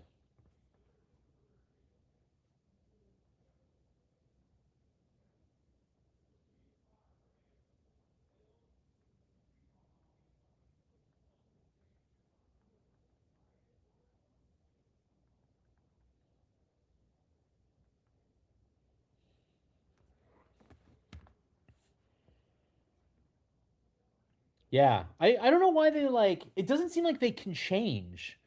Which is weird because I know in baseball they do it all the time. Because in baseball they have the Sunday night. I don't know if they have it anymore, but the Sunday night baseball was a big deal. Where like on Friday, I was a Giants fan and I'd be like super excited about the Sunday night game, and then on Friday Giants would lose again, and they'd be like, Giants, we're pulling them from Sunday night. They don't deserve to be on there. And I'd be like, damn. Okay, I understand. I feel like they should do that in hockey too, but they don't. They're just like locked in at the beginning of the season, and they don't move the Saturday games. Very bizarre. They should just do it.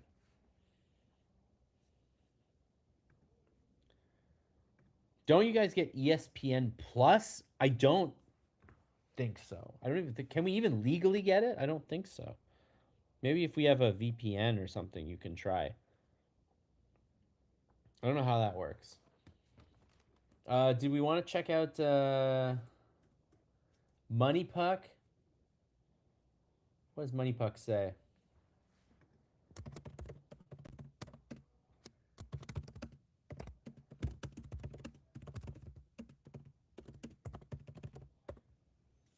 So Money Puck has them at a 71% chance of winning. What does Polymarket have? Good old Polymarket. And then Polymarket is 70 cents Habs. 70 cents on the dollar going to the Habs right now. Not bad. I just wish they would end blackouts, Harry said. I know, just like it's that blackout thing is crazy, but they got to keep those local deals going strong. Ryan, you are assuming there's a smart executive at Sportsnet. It's funny.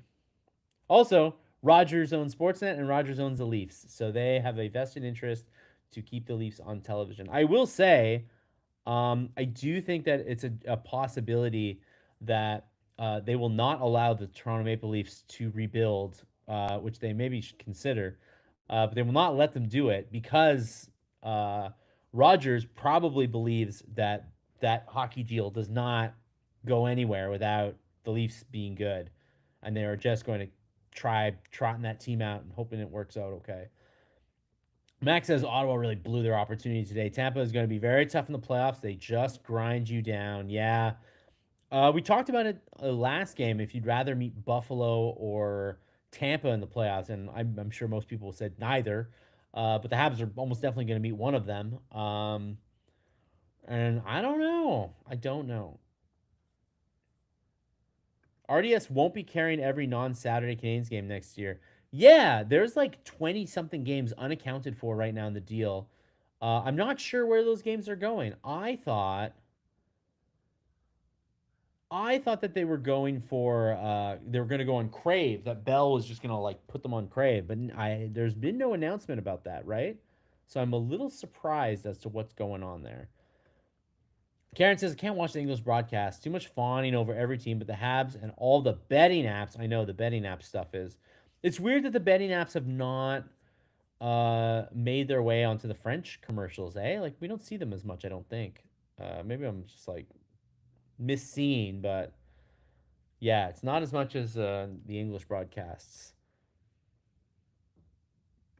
Up to nothing over the Bolts, and the Bolts missing Cooch and Hedman sends allowed four unanswered. Just brutal. That was I remember. Okay, now I remember the point I wanted to make on Thursday. No, I made it on Thursday, and I want to make it again. Only reason why I would take the meeting the Sabres over the Tampa Bay Lightning in the playoffs. Well, two reasons. One, because Buffalo were bad for a long time, and they've been the best team in hockey for 3 months. But you never know when Cinderella might hit midnight on that thing. But the other thing is that Nikita Kucherov can single handedly beat the Habs. And Buffalo, as good as they are, don't have anybody that good. Harry says Buffalo's on a losing streak. We might just get home ice advantage. Very possible. Vasilevsky really shut the door. That's really interesting because Vasilevsky has had, as he's getting a little injured. Oh, as he gets a little older, but he's been healthy. Only Lotto Quebec allowed. Can people not bet on those apps in Quebec? Or is it like a commercials thing? I've never really looked into it. I'm not a gambler, so I've never really looked into it. Maybe I should look into it just to see what's available. But you can't even download those apps in Quebec? If the Laughs miss the playoffs, yes, and the chance that it happens. Does that mean we get stuck with Chris Cuthbert doing the Habs games in the playoffs? Yes. The answer is yes, you do. Habs are a lot better than the Sens, though. Yeah, is anyone saying otherwise? The Habs are a lot better than the Sens. Buffalo is in overtime, as in like the clock striking twice, clock striking midnight on them. Okay, back for the second period here. Very exciting. What a great first period that was. And the Habs have a minute 40 on the power play still to go. Love it.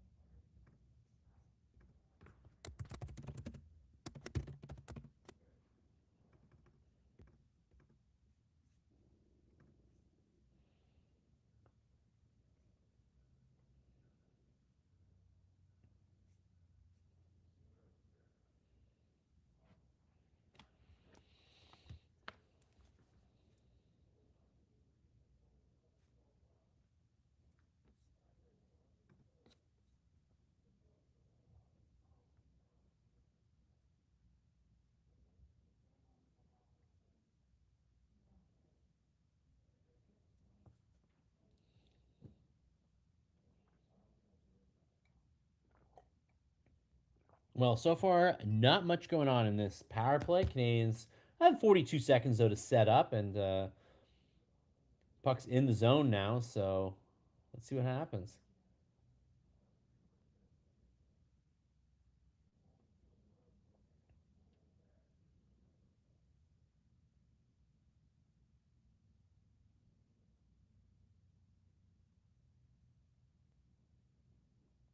Kane is just not passing the puck very well on this power play. Not very crisp. Saros trying, Hudson trying to shot from far, and Slav is there in Saros's kitchen, and we've already got a couple testy teams tonight, going after each other's goalies. So the Predators are pretty quick to put Slav on his butt.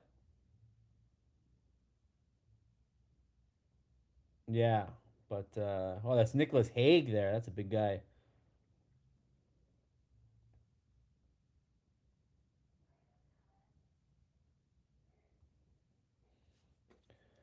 Tampa is always dangerous playoff time. Yeah, for sure. For sure. They know that they did a nice little like reset on the fly to get Gensel and like keep themselves in the playoff picture and then or in the Stanley Cup contention picture for a team that's like, has no young players anymore and is like in it to win it. Mark said terrible shift for Suzuki on the power play. Yeah, they didn't really get much going on that power play, and I thought the passing was just not sharp, and he in particular made a couple of passes that didn't look great. Don't really know what happened there.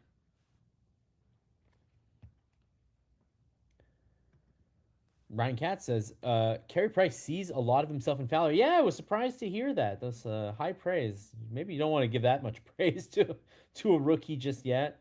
Interesting that he feels that way because I feel like Fowler gets dinged for being like a lot smaller than the Price style goalie who is like such a big man in the net. Uh, but Fowler does make it look easy the way that like Price did. That was a PP, more like a poor play, says Harry. Yes, we are indeed back to 5-on-5.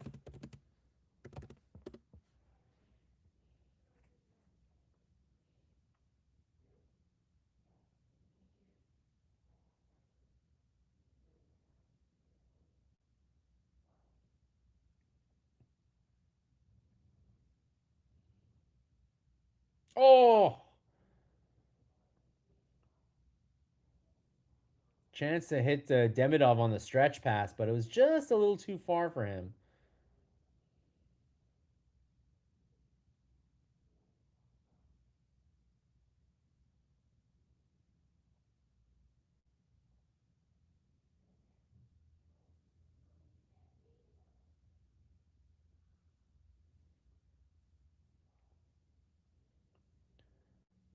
Dropped a new hook. Hey, it's 2-0.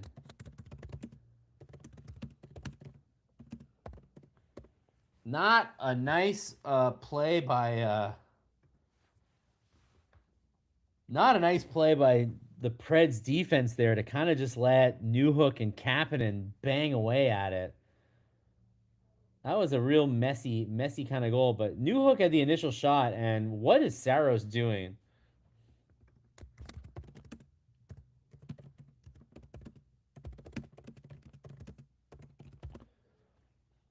That was a real strange one. Saros kind of got it started, and then there are three Preds just standing around, and Kapanen's there to bang it home.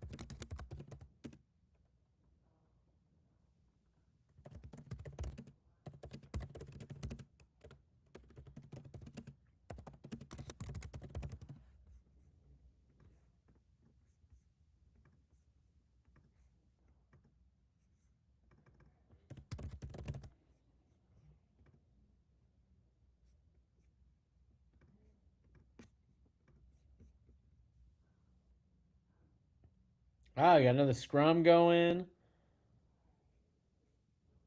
Underrated Cappy we got. I give Cappy a hard time as the key beneficiary about Cappy.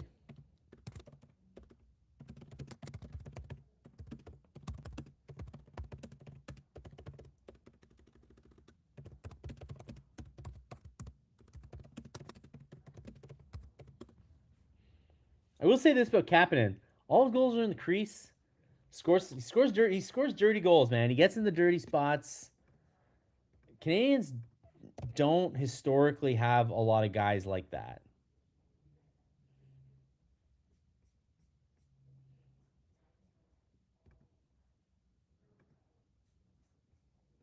And we got a penalty for Evans goes off.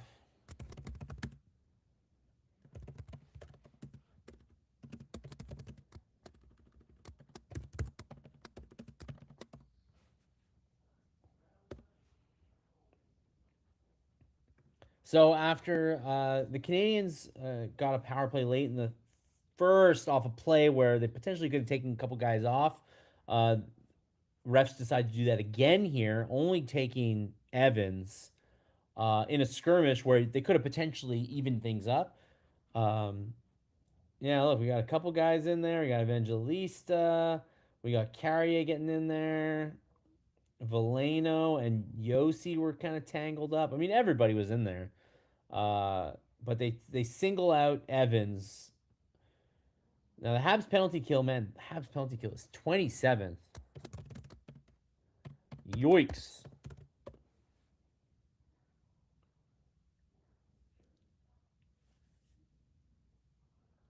I thought the penalty kill got a little better when Dano got here, but 27th is still not very good. Hey, we got a 2-on-1 Veleno and Suzuki on the power play, and Suzuki kind of floated a pass to Veleno that was just a little bit too hot for him. Guys in the crease, can you spell Gallagher? Gallagher can't get there anymore. They need somebody else. Absolutely, Gallagher made his money in the crease, but he's not there anymore. Unfortunately, sad to say.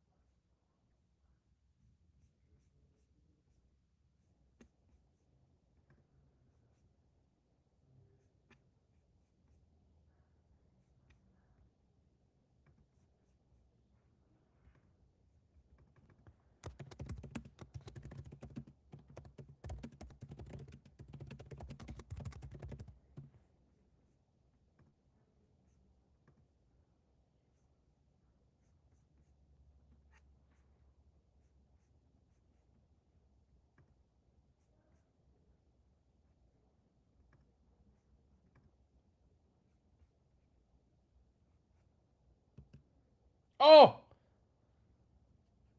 Holla off the post.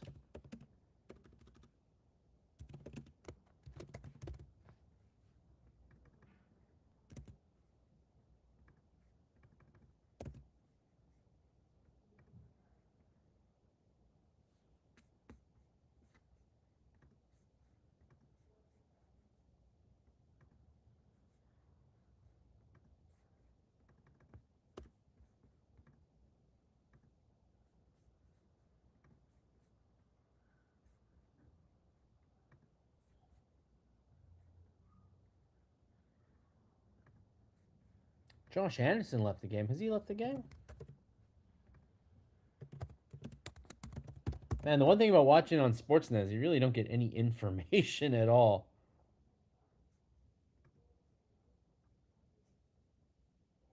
Yeah, Josh Anderson is not on the bench. Yeah, you watch the game on Sportsnet, you literally have no information about what's going on. It's kind of annoying. But yes, Josh Anderson is not on the bench currently, so we'll see what happens. Is Forsberg playing or invisible? I saw him earlier. He is not the player he once was, I would say. Is that fair to say? I don't find he's got that got that same jump that he used to have. But yeah, let's find out what happened.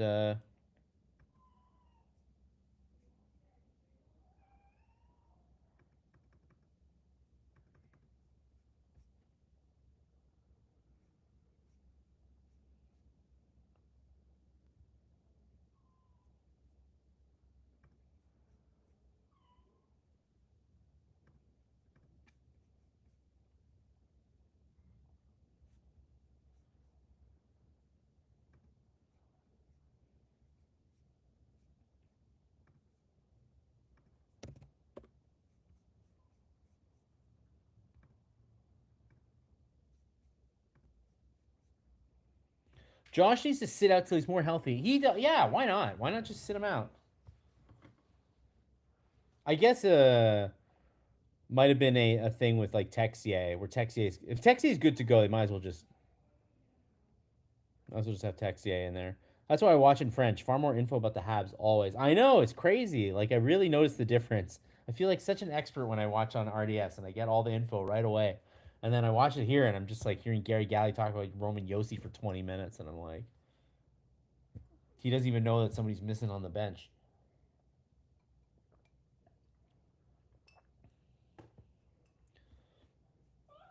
Oh, Rick Woods popped in. Hey Rick, good to see you again. 2-0 Habs. 13:50 left in the second period, rather. 14-9 shots for the Habs. Oh, there you go. Now the play-by-play guy. Now John Bartlett noticed that Anderson's not there.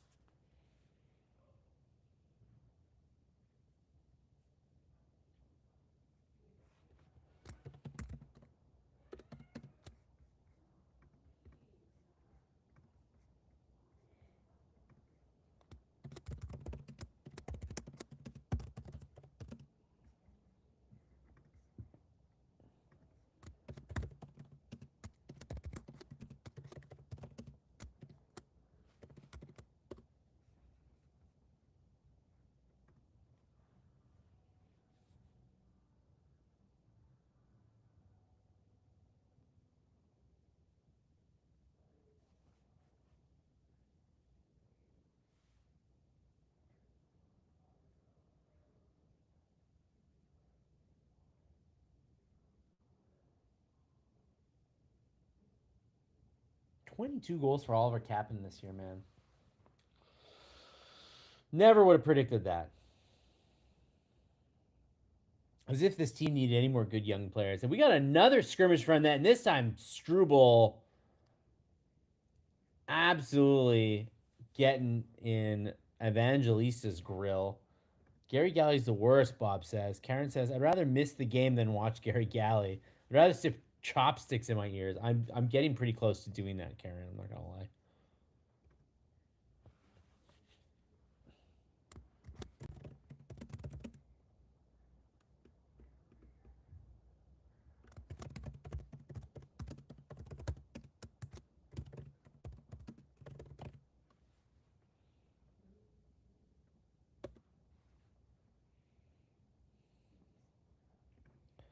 Good to see Demidov and Cappy get goals. Yeah, for sure. And we got another Preds power play here. Struble.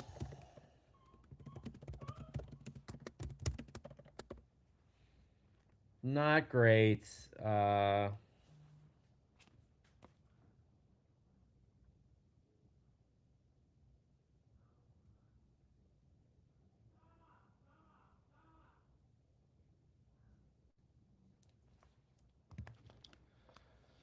Struble, man. I mean, I feel like we could have this discussion uh, day after day after day. I don't know what the What the solution is here in defense. Don't watch. We'll tell you what's happening.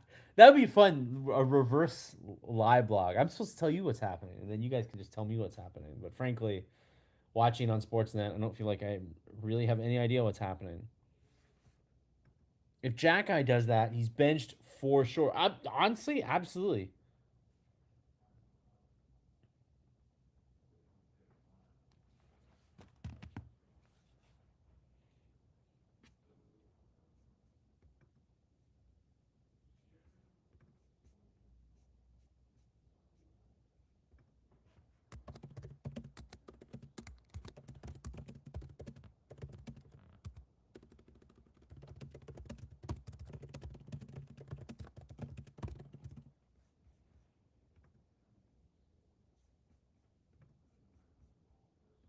Strubal's a liability. I totally agree.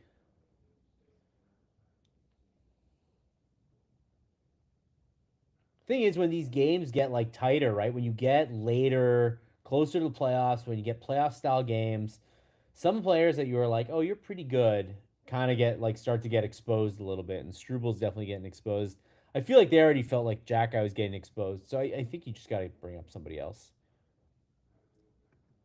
Adam points out that before that, though, Struble delivered a beauty of a hit along the boards. They have to bring in Reinbacher. How about it? Veleno shorthanded. Doesn't score, but a nice try. That's probably going to earn Veleno another game. I mean, now there's guys are starting to get hurt and get day to day out of the lineup, so it's good to have a guy like Veleno around. How about Leroux in front of the nets? He gets he dives trying to make the play. We have more breakaways shorthanded. Veleno and Anderson look the same on breakaway. Hey, at least Veleno got a piece of it, right? Did he, or did he miss it?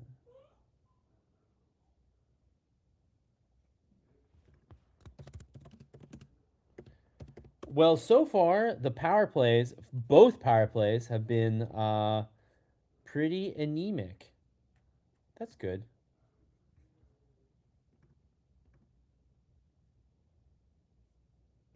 Fowler just slowly moves across with the puck. He makes it look easy. We could not have two more different goalies right now. Dobesh and Fowler. Fowler looks super calm in there, and then Dobesh is just like moving like crazy. But you know what? I think they're both looking pretty solid right now. I trust them both.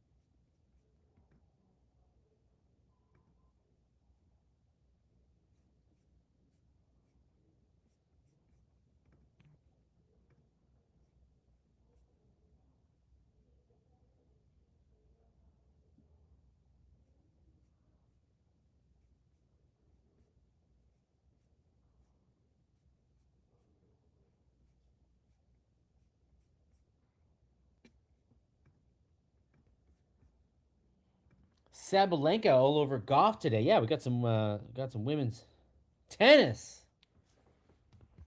What tournament is it? It's not a major yet, is it? Not a major.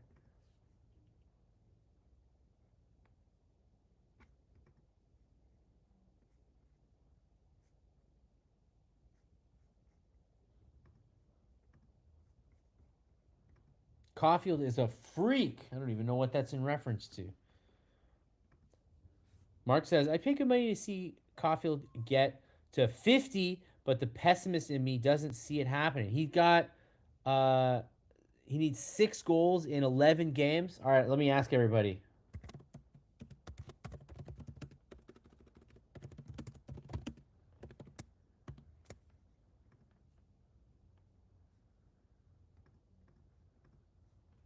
All right, let me know. Will Cole Caulfield get the 6 goals he needs in the last 11 games? Is he going to get 50? Let me know. Yes or no?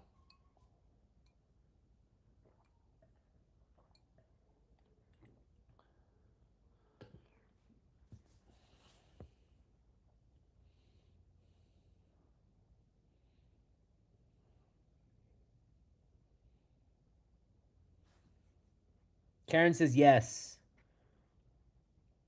Steve Frost says it's a WTA 1000 tournament. Oh, so it's a good one. Oh, Caulfield with a nice shot. A rare coming down his right wing. Might have been a little bit off, but it was a nice shot. Sort of an interesting battle tonight of the kind of smaller goalies. Rick Wood says, will Caulfield hit 50? What does T. Moore say? You called him a big guy. I don't recall him being a big guy, but I might be wrong. Hey, Caulfield just hit a post. Robert says he's going to score 52. SL says, yeah, he hit the post. Just did. If he gets one more hat trick, Ryan says he'll get 50, but he needs a hat trick, you're saying. Karen says 51.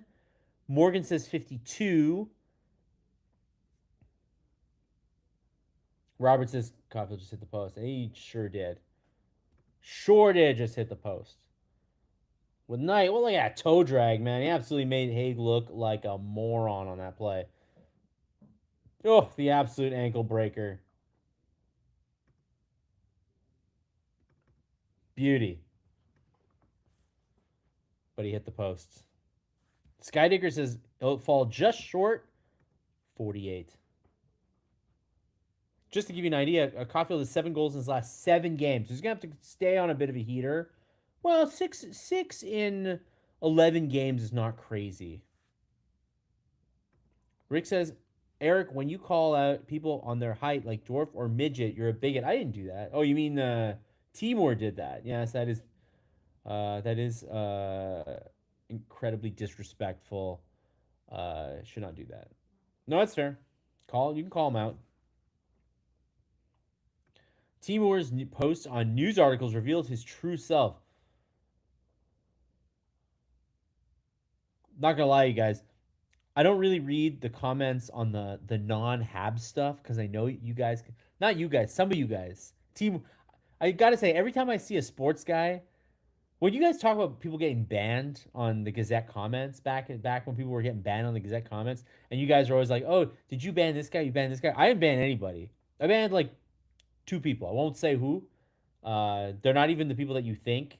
Other people for other reasons, but um, I will say that people got banned usually for the things they said on the political stuff, not on the hockey stuff. On the hockey stuff, I kind of let y'all run wild because it's hockey and who really cares at the end of the day what anybody has to say about hockey. It's all in good fun. But sometimes in the political stuff, uh, other people with banning powers would ban, and frankly, they were in the right for those ones. So when the comments come back, please be careful and don't say anything crazy in the non-Habs chats because you're more likely to get banned in those ones than you are in the regular Habs chat, where I will kind of just let you say silly things. Deal Flurry, yes, 5'9", scored 50. Caulfield would join pretty, I would imagine, pretty illustrious company of very small players.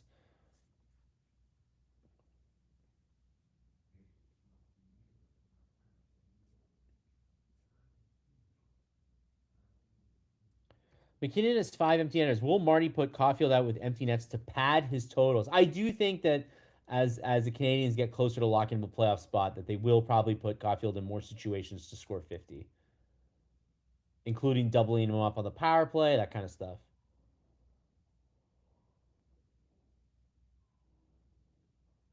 Oh, ooh, we have another happy Gazette reader. I'm happy, Rick, that you are happy, and there's more coming. Marcel Dion was 5'9". Yes, I guess it was a little more common back in the day. We had some small guys in the league. But still, I would imagine the number of players under, like, we'll say 5'9", 5'9" and under with 50 goals, I'd imagine is a small group.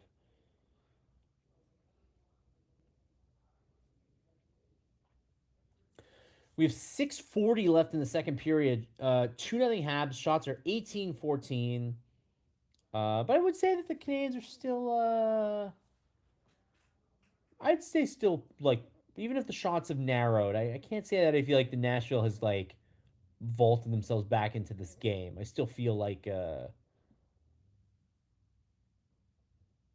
still feel like you know Canadians are the better team tonight.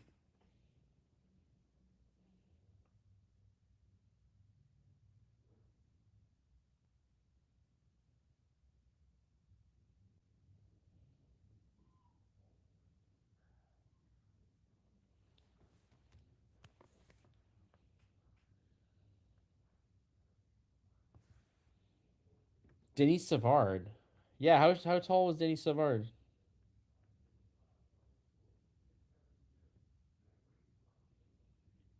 Denis Savard's 5'10", and he never scored 50.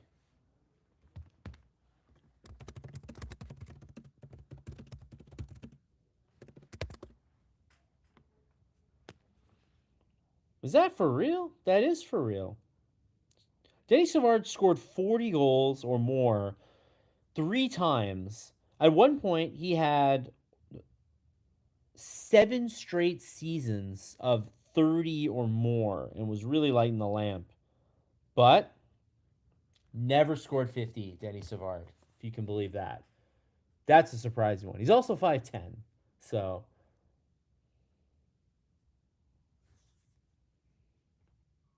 do you consider the second line secondary scoring? Man, that is a semantics, Mark, that I don't even know how to answer. No, I would still call that primary scoring. To me, secondary scoring is really like Evans chipping in a goal or that kind of offense.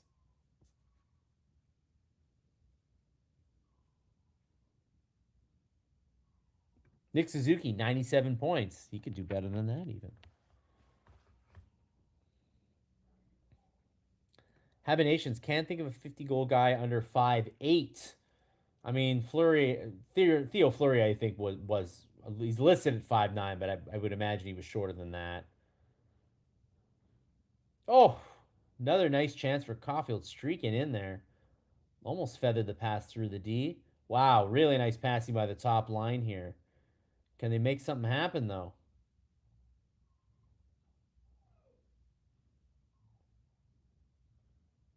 What a goal by Caulfield!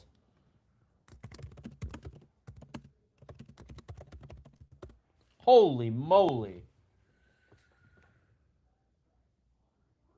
Are you guys unfreaking real? What a shot. What an absolute cannon. He steps out of the off the boards, grabs the puck, he hits a guy.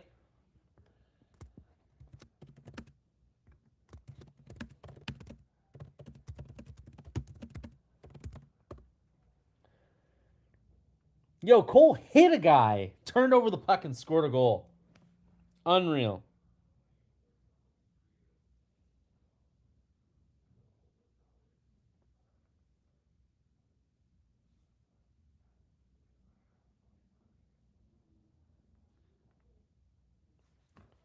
Coming off the wall, hit a guy, stole the puck, scored a goal. It's 3-0 Habs.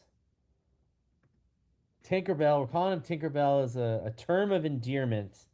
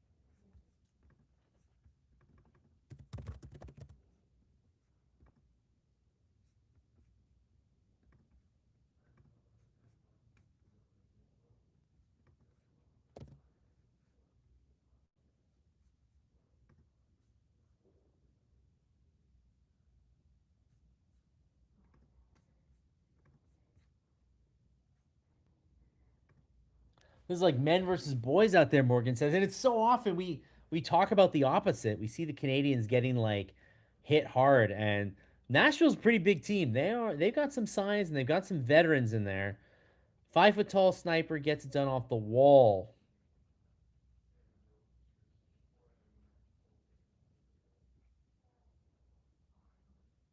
Yeah, the Tinkerbell thing is definitely now we've turned it into a term of endearment.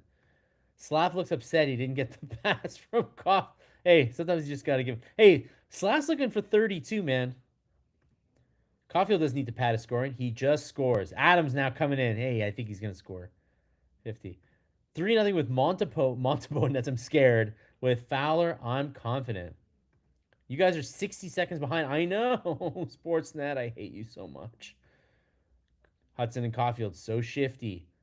Little bundle of hockey joy.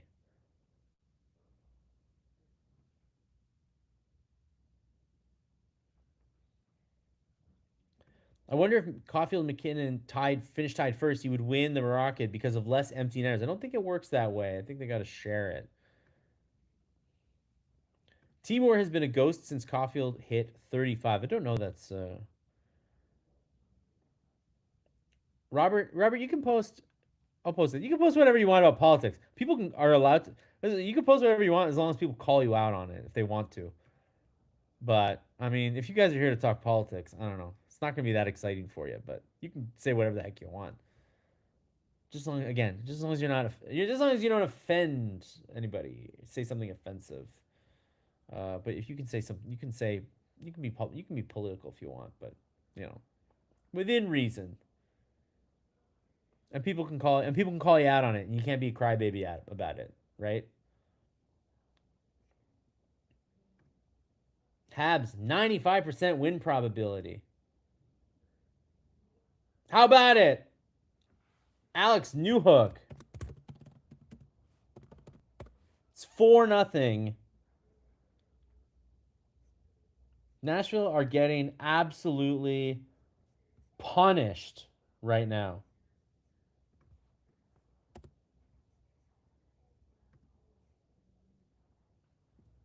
This is an absolute beatdown tonight.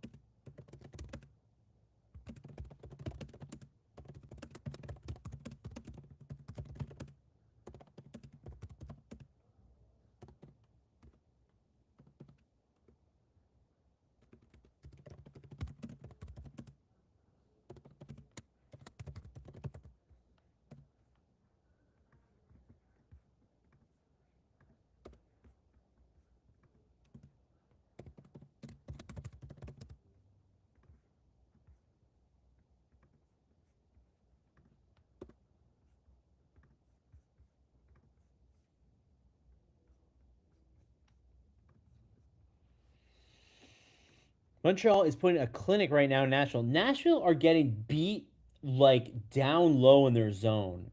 Canadians are absolutely dominated in a place where they don't always dominate.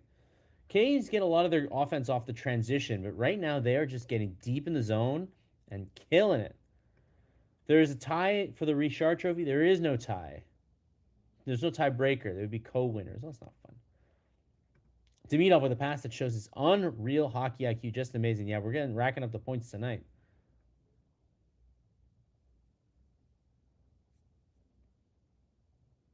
Demi's getting a big bag, Robert says. 10 million? Maybe 10 million. Rick Wood says, I like pineapple and pizza. That's politics for some people. I'll tell you that much. Controversial decision, I know. Habs team defense has been excellent. Hello, Kelly, by the way. This is the kind of game Habs need, Harry said. Yeah, because they play tomorrow. So it's nice to have a game where hopefully Preds don't get into any rough stuff. But Canadiens have this locked up in the second period. Habs are buzzing right now. Yeah, they're up 22-14 in shots now, 4-0 with a minute 35 left in the second period.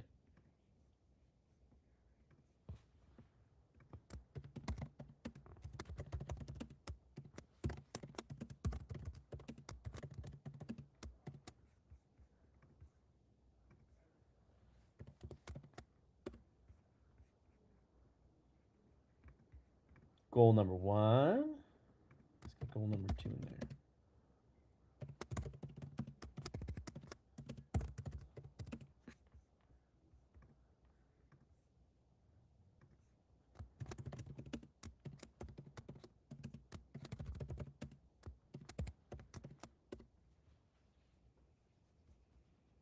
And then here's goal number 2. How about another one? Moving the puck well. Minute 9 left in the second. Habs are all over the Preds again, although this time they give away the puck. That'll probably do it.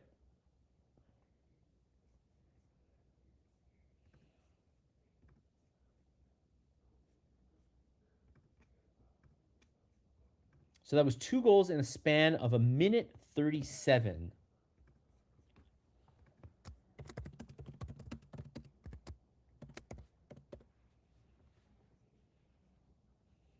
So those 2 goals in a span of 1 minute 37 seconds. So really, St. Louis up 2-0 on the Leafs. Man, I would not wish on my worst enemy watching that game on a Saturday night. Man, the CBC and Rogers. Can't believe they're making people watch St. Louis against the Leafs.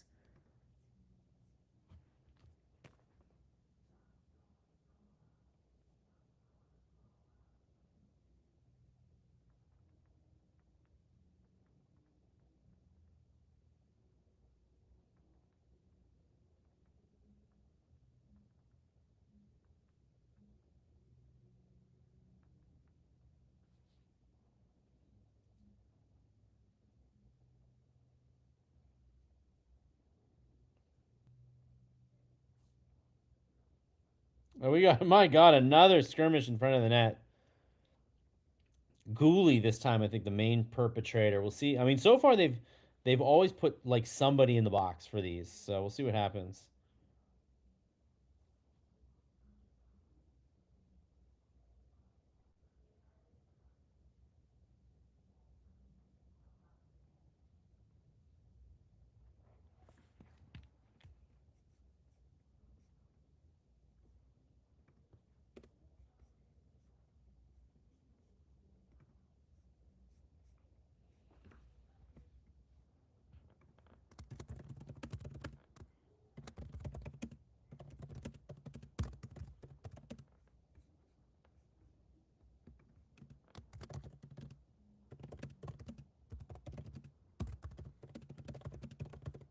Yeah, what do we got here?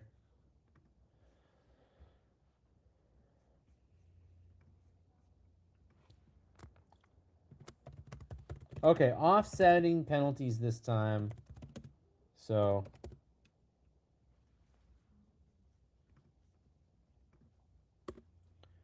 4-on-4, but it's there's 25 seconds left in the second period. So this 4-on-4 is going to cross over into the next period. We got Caulfield out. Love to see it. Skydraker says, I'm not used to a Habs team dominating like this, especially on the road. No, they're a better road team, though. Better road team than home team. But this is an especially nice, dominant game for them.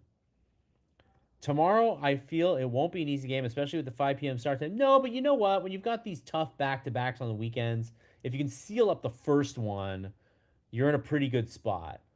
You know what I mean? Like it was I wouldn't call it a must win tonight, but it was like, man, there's a big difference between like escaping a tough back to back 1-1 and going 0-2. Suzuki, I think something happened with his skate at the end there. It seemed like he was looking at his skate. A bit of a 2-on-1 to end the second period.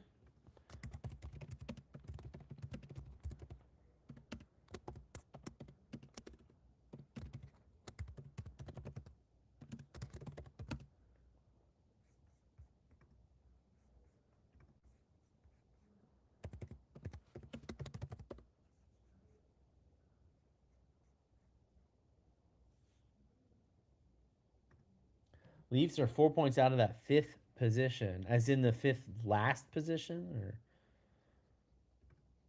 second period over, 4-0 Habs.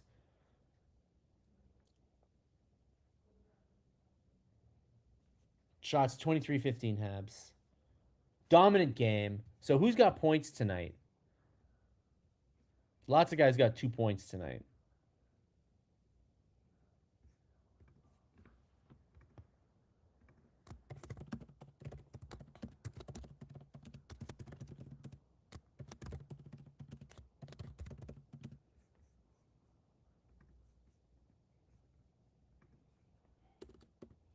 So Suzuki, Demidov, Newhook, and Kapanen all have 2 points so far tonight. Very nice. Caden Gooley is +3. Big night for him. He's looking good.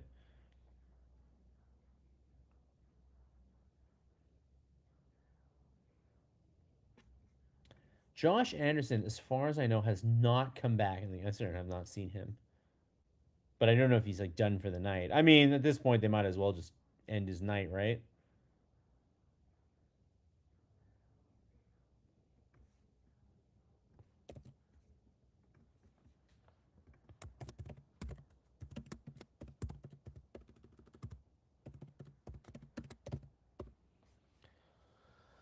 So Renaud Lavoie says, don't expect to see Josh Anderson back tonight.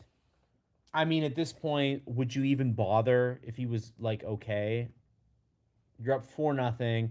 Maybe just have him, have him on the bench in case. Watching the Preds feed, they are amazed Cole has 0 empty netters. It is very strange that he has no empty netters. It is a very strange.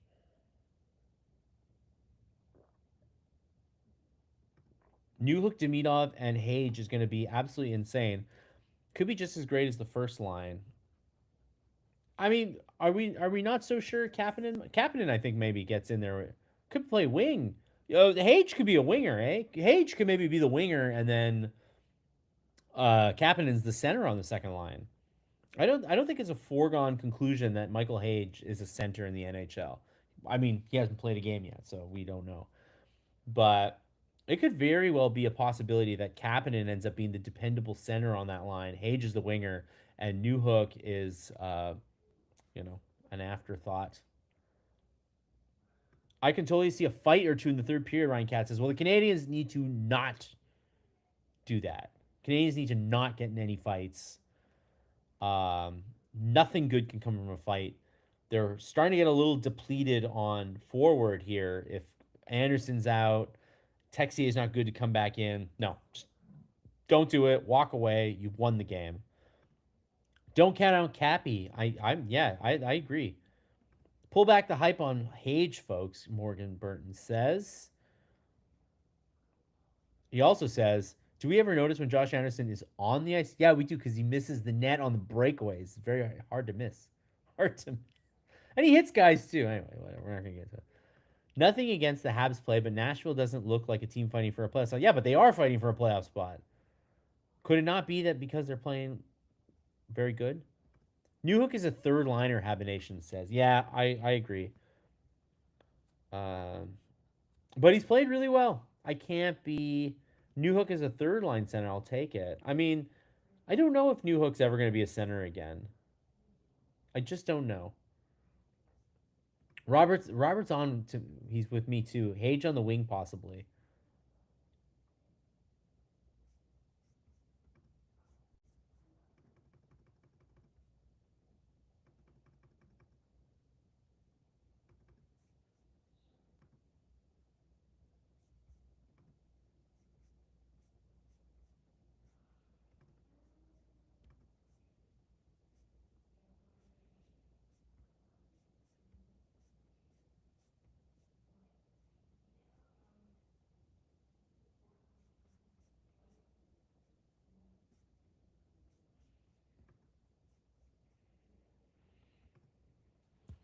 Newhook is far from a third liner. He plays a full season. He has more points than Demidov right now, probably just as much as Slav. Which is, Adam. It's funny that you say that because you're not wrong. He's like in his weird like little half season where he's been hurt, has put up like a crazy amount of points in the time that he's been here. But he also, when he has been healthy, has been like kind of inconsistent with the Habs. So like I just don't know where he lands, but the potential is still there for him to be a very good second liner. Uh, so I don't know. I don't know, but he's playing really well.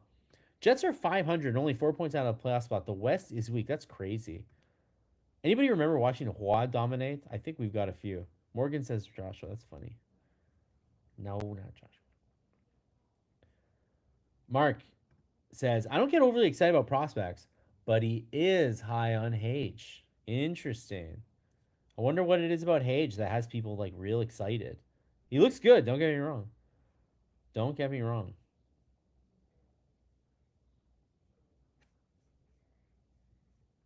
Anyways, I will get you guys Josh Anderson news when there is Josh Anderson news.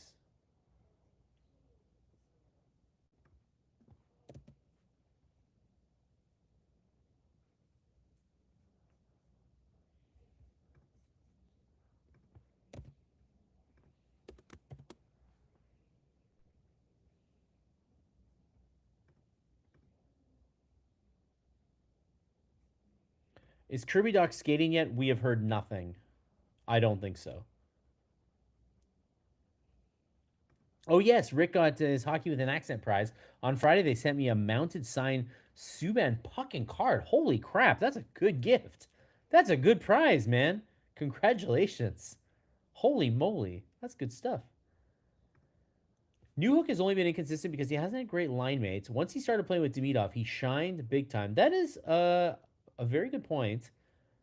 Yeah, I mean, I could definitely be selling Newhook short here. I like the bulk of his time in the Habs. I'm kind of like, sometimes he looks really good, and sometimes he doesn't. He gets hot and cold. I don't know. Lots of press on Zorovsky being a steal lately. Still under contract for the KHL for another year. Any chance of him getting out of that? I don't think so, because I don't think there's a ton of room, and he's still very skinny. I don't think that Zorovsky would only come to play in Montreal. He wouldn't come to play in Laval, I don't think. And I don't think he's necessarily bulked up enough yet to like he's not like Demidov. That Demidov could just like he was ready and came right in. I think Zorovsky needs to bulk up a little bit. So I don't think a year in Russia, another year is the worst thing in the world.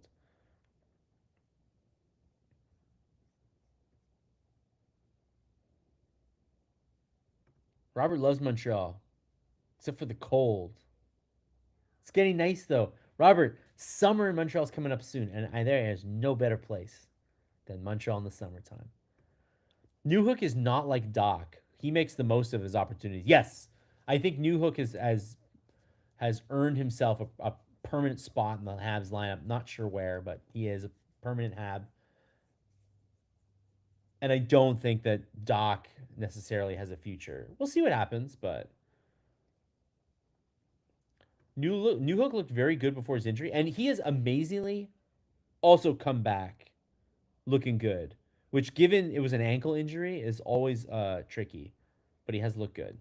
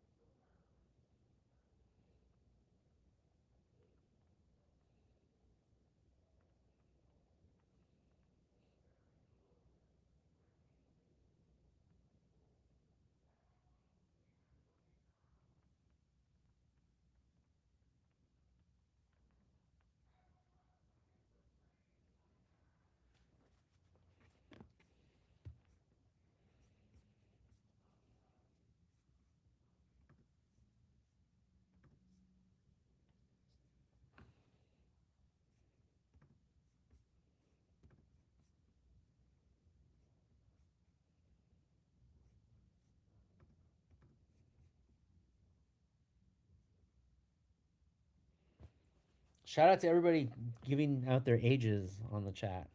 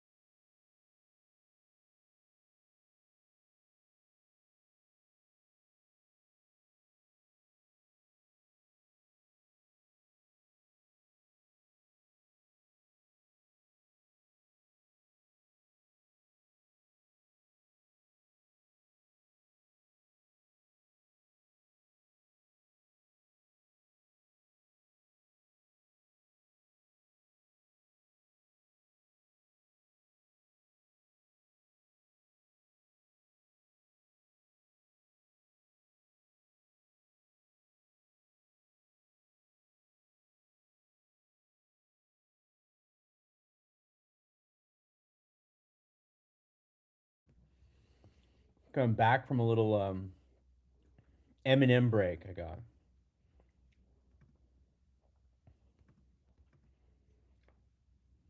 All right. What do you guys say about Nick Suzuki? Karen says yes. Robert says 100 on the dot. Adam says 95 to 97. So he's at 88 right now. So if in the final 11 games he gets, let's say to get to 97, it would be 88, 9 points in the final 11 games. And then he's at 97. Ryan says, I think so. Yeah, 100. Guy and Maurice and Larry and Ken. Those are some awesome players. You know it's so good, you only need to know their first names.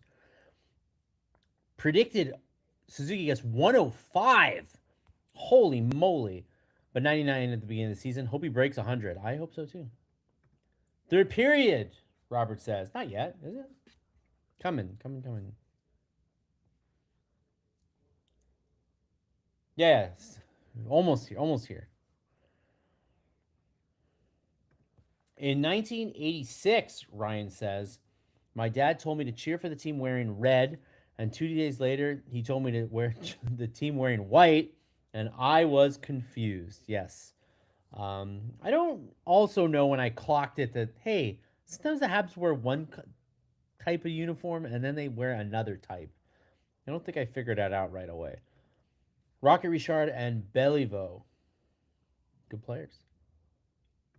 Karen's watching curling. We will tell you when it's ready, Karen. Don't worry. Serge Savard, Yvonne Cornwallet, Boom Boom Jeffrey. Everyone's talking about players they love. This period could get dirty, Ryan says. Our role players need to be ready. Yeah, they need to play a lot.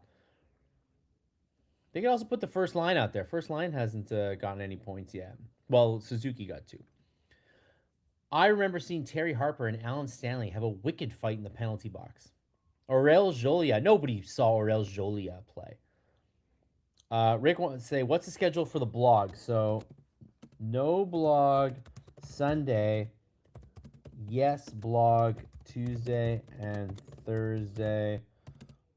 And we'll see next weekend because it's Easter weekend and I have to go see my mom. And I don't know when I'm going to go see my mom yet. So I got to go see my mom. You guys understand. My mom can come on the blog. Should I invite my mom on the blog? Let me know.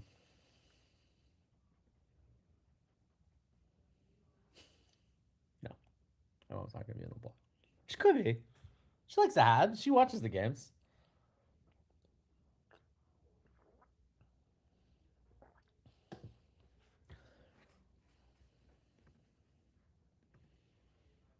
But yeah, this is great. This is a great feeling right now of the Habs feeling pretty good tonight. They're up 4-0. Oh, here's a fun. Hold on, we got a fun stat from Sportsnet here. Moms over hockey, Rick says. Hold on, we got a fun stat here. Check this out, guys. Canadiens to score 20 Saturday goals in a season. Beliveau did it twice.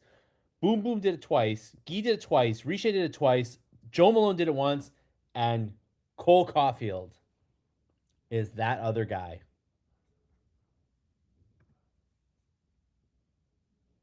How about it?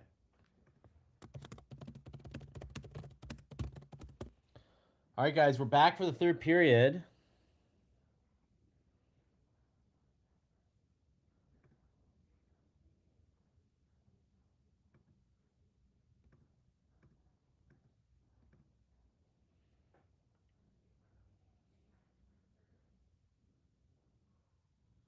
And we're 4-on-4, right, for 90 seconds still.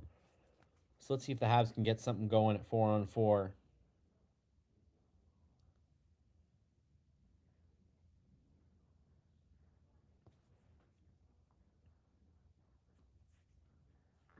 Illness for Josh Anderson. His night is over. Oh, Suzuki from Point Blank. Cannot beat Saros, but my God, was he right there.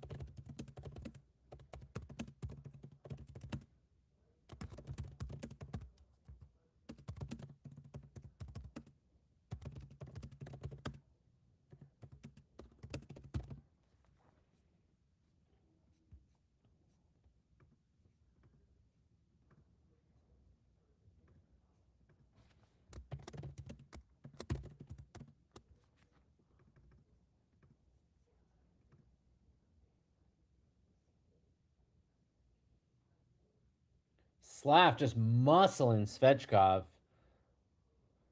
Loses the puck in the corner, though. Can the Habs get something started here? Let's see. And the last 3 games had issues. Well, he had that upper body injury and he missed a couple of games. And now he's missing this game, the rest of this game with an illness. So I don't know if they're related. Doesn't sound like they would be.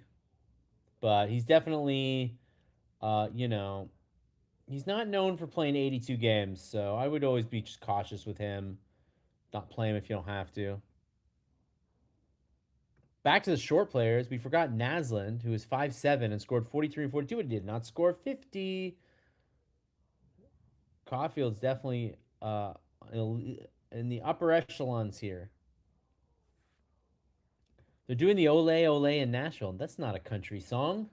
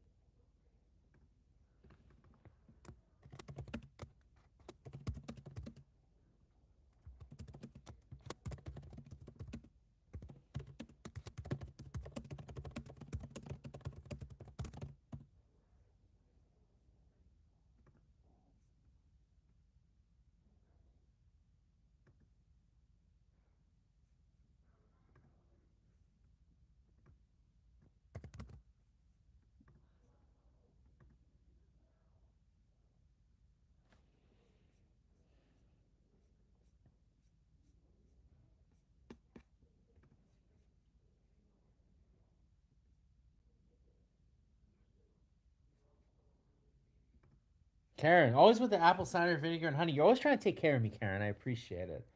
This is it's just me talking too much. I had guests over earlier too in the afternoon. I've been talking all day.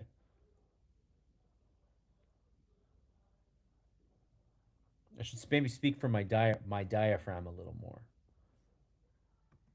Ooh, Robert's cracked open an IPA here. Ugh, I don't have a beer in the fridge. On Saturday nights after the game, I usually like to crack open a beer. I don't have one. Ugh. I usually do my grocery shopping on Saturday, but I had some people come over. I was in a bit of a, I was tired. I didn't do it. I was gonna do it tomorrow, and now my fridge is empty. I'm so sad.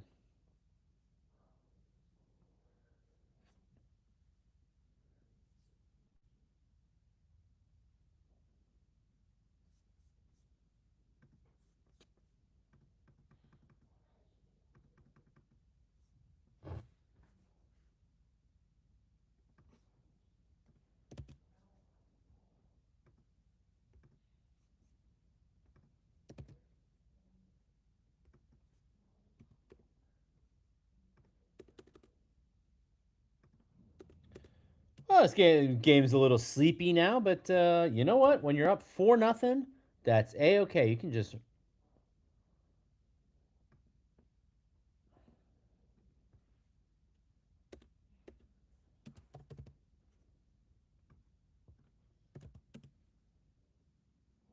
Here's another crazy stat for you guys. Lane Hudson is the first defenseman in Canadiens history to record consecutive 60 assist seasons. Can you believe it? How about that? Free dinner. Wait, I can get a free dinner? Let's do it. Wait, my brother's a chartered accountant in Montreal. I'm taking you and the bride for dinner next time I'm down. Hey, hit me my DMs. We'll go grab dinner. Oh my God, not if the Pred score right here, though. Get the puck out, guys. But yeah, hit me up. Let's do it.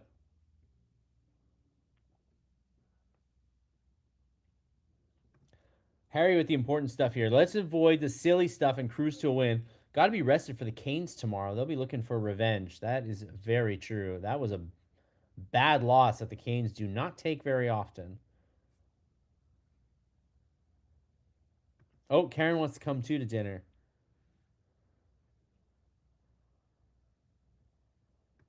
Mark's responsible here. I only drink on two occasions: when I'm with someone or when I'm by myself. That's funny.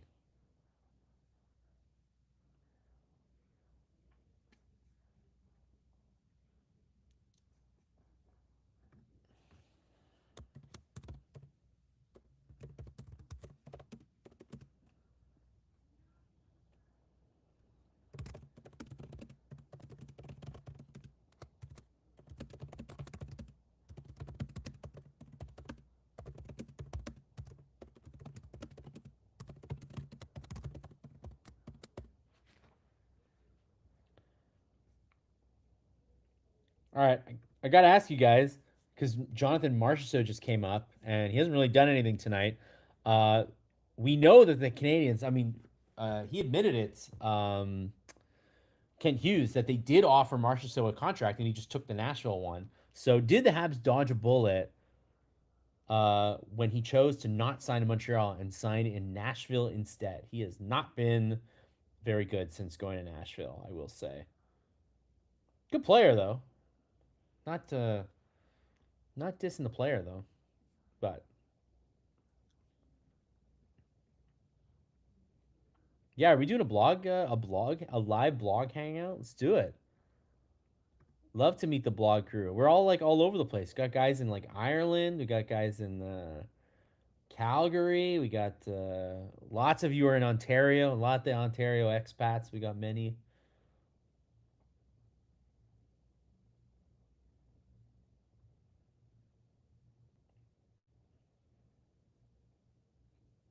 Ryan says yes, they did dodge a bullet. Habination saying the same thing. Yes.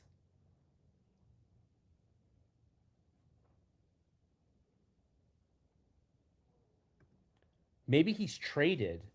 Marchessault, I think, has a no trade, and I think he's a lot of incentive to stay because of the taxes in Nashville. You don't pay income tax in Nashville, so and that seemed to me when they asked him about the Habs, he did basically insinuate that going from Vegas to Nashville, two states, Nevada and Tennessee, where you don't pay sales income tax, that was basically his main incentive to sign with both teams. And I'd imagine if you make millions of dollars, everybody bring gummies. And okay, this is gonna be the most fun. We're gonna have so much fun. We're gonna go hit the clubs, go hit the clubs and have some gummies. I love it. Robert, yeah, yeah. Sorry, Robert. Shout out Cali too. Shout out In and Out Burger. Shout out San Diego, which you tell me is dirty, but looks so lovely in photos. Uh, I don't know. I'm sure it's nice. No gummies for Robert though. Wingham, shout out Wingham. Shout out Sutton. Hey, I'm loving these locations here. You guys are all over the place. Habs fans are all over the place. Wait, Bernie Jeffrey on 50 goals, and he was 5'9", but that's 5'9" in 1960 years, which makes you like a giant. No, that's not how it was it? 5'9" is like was like still a little small, but like not as small as it was today. How do I get gummies? You order that. You go to Ontario.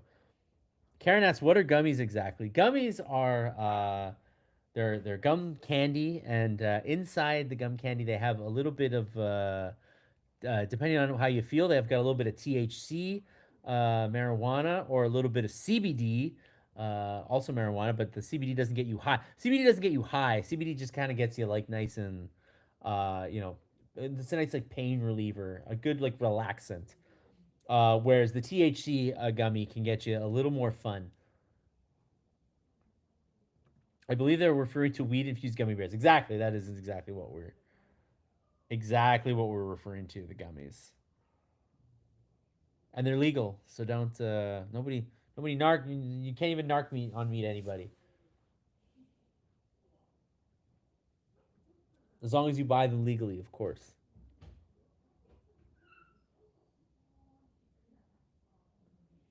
Well, how's this game going? It's 13th. See, isn't it nice when it's 4-0 and we can just talk about gummies and where we live, and we're not like gnashing our teeth and dying on the inside because the Canadians took another bad penalty. How tall was Cornwall? Man, he must have been short.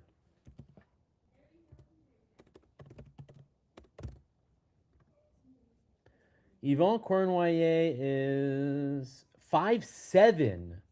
Wow.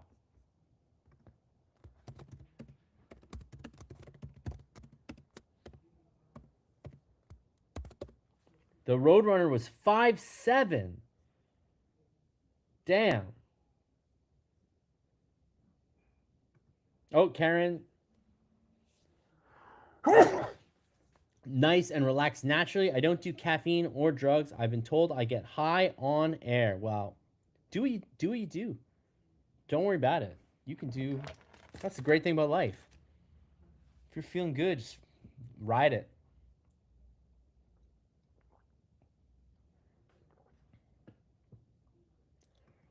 Danny Geyer did it twice for the Sabres. Dennis Maruk twice for the Capitals. Maruk scored 60. He's 5'8". Man alive. What a time. What a different era, eh? I just don't feel like I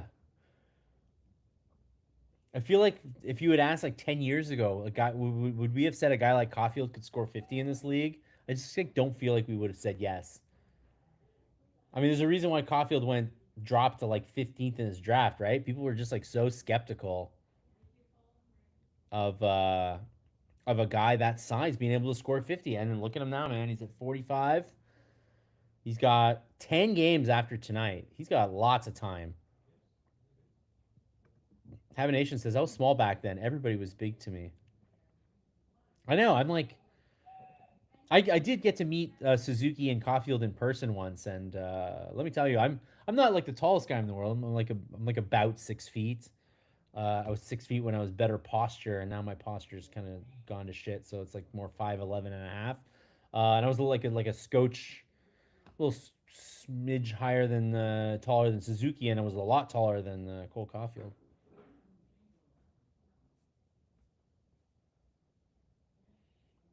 How about it, Caulfield? Man, almost split the D, but they were able to strip him of the puck right as he was about to get on that breakaway.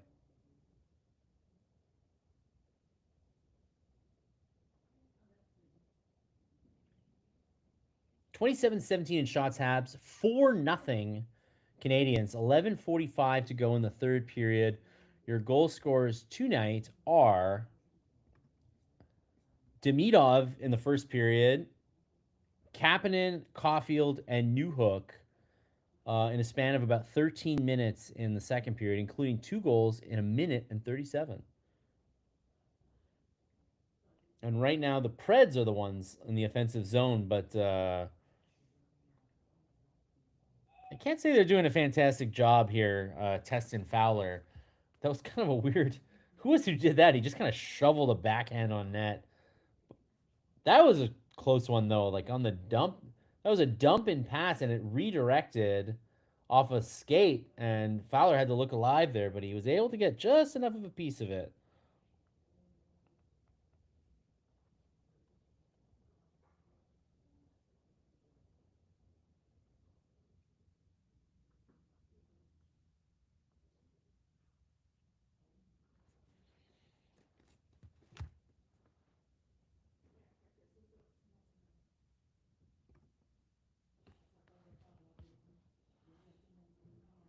Oh, Gallagher coming off the wing with a nice shot.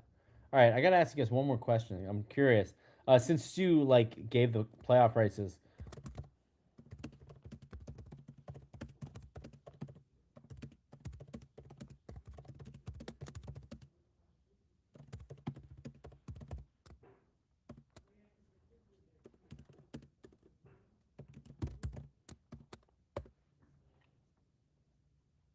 don't take 30, 40 grams of gummies. No, I'm a lightweight. 10 to 15 is all I need. All right, I gotta ask you guys. What's the absolute most that you would pay to watch a Habs playoff game? Since we Stu unveiled the prices and unveiled that 130 was the lowest that you were going to get in the first round, and then if the Habs made the playoffs, you could pay up to $1,500 to see a playoff game. I'm curious to know.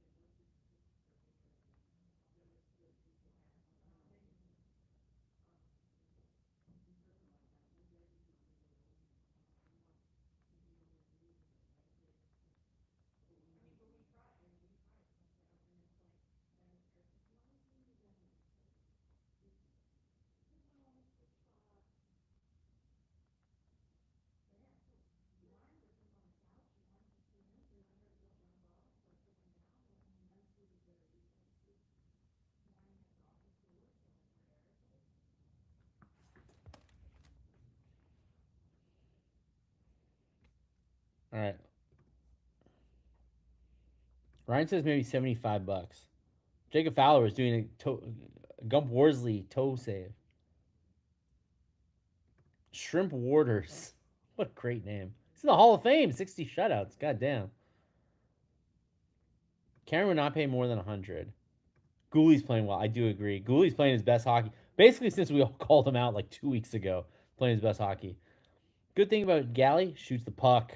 It's true. He's definitely not dishing. Al said for game 7, I'd pay 1,000 in Montreal. Habinations, per our earlier conversation, Hage is a winger. Yeah, I think that might be what happens here. Karen would rather watch the game and knit. It's true. I don't think they let you knit at the game. They won't let you bring in the things.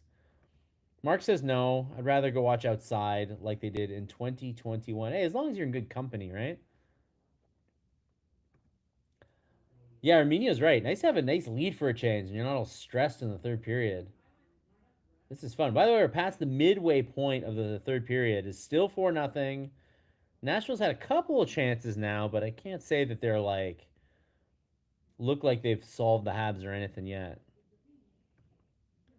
If he's not playing center in school, then he won't be one in the NHL. Sorry. Yeah, is he not a center? If he's not a center now, then he won't be now. Hey, but that's okay. They just need a second. They need two second line players to play with Demidov. Kapanen might be one, and then Hage might be the other. Rick Woods says first round he'd pay 300. Final round 2,000. Holy moly! Dinner's on you next time. Harry said, I got a big screen at home and a beer. It doesn't cost $12. Thanks, I'll stay home. Karen says, I can bring my knitting on an airplane, but not the Bell Center. Yeah. Habinations, not a big New Hook fan. I'm biased. We've had like some people who are very pro New Hook and some who are a little like less into New Hook. Yeah, I'm not like so sure where he stands in the end. I think he stands as a middle six guy for sure, and then he can jump up in the lineup in the second line, but probably more comfortable on the third line. But hey, he's putting up the points. Playoff tickets start at 200. No, correct, Rick. The cheapest was 135 for the Blues, for the first round, but they go up pretty fast after that. Mark's got I'm 65. Best seat in the house is my couch and a 54-inch TV. Ah, the TVs are so good now.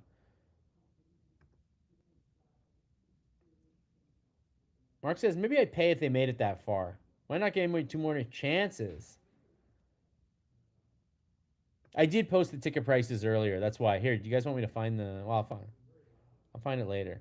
Hold on.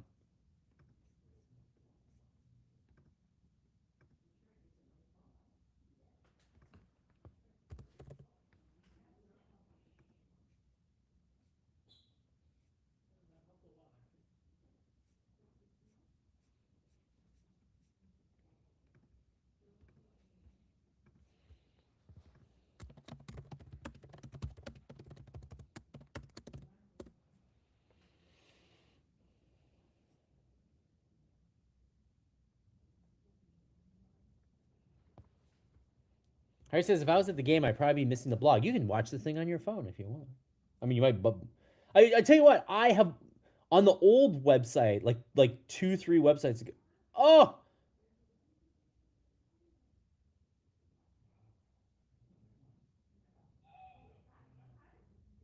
man, so Cole Caulfield is absolutely playing on the third line right now.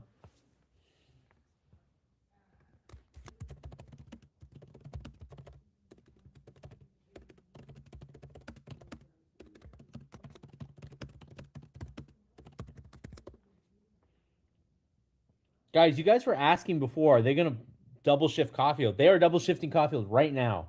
Cole Caulfield was on the ice with Bolduc and Evans just looked like Nick Suzuki right there. Damn near fed him a perfect pass, but Arminio says H plays center. I haven't watched the games. I don't know. He was a center in the world, the juniors, no? Habs 30 shots in the lead. Fowler's got some swagger. Bob says, I paid a lot for 2 games last month, but wow, the atmosphere at the Bell Center is amazing. You can't beat it. I know, as good as this live blog is, it ain't a night at the Bell Center, and that's okay. I'll fully admit that. Struble really ruffling some feathers. Yeah, he's playing with a little bit of confidence tonight.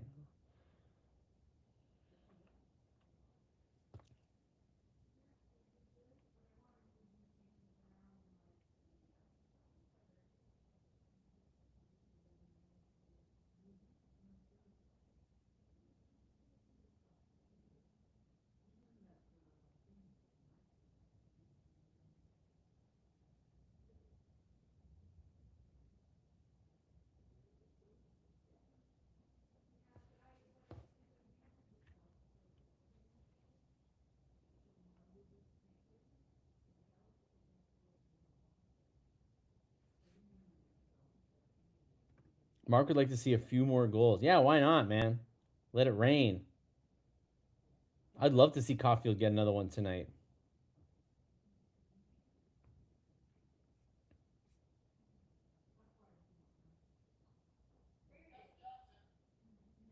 Oh, Ryan O'Reilly with a nice shot coming off the rush, but Fowler handled that one pretty smoothly.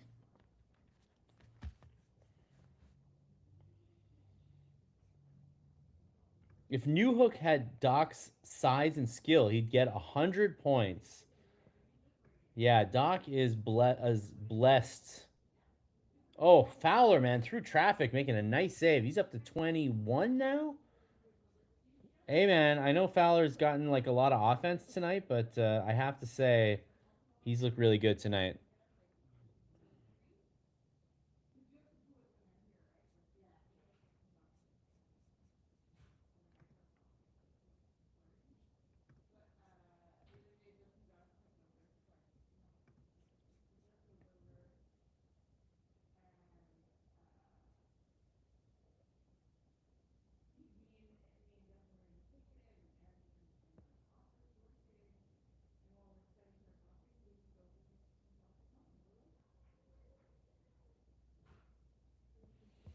Second line at it again.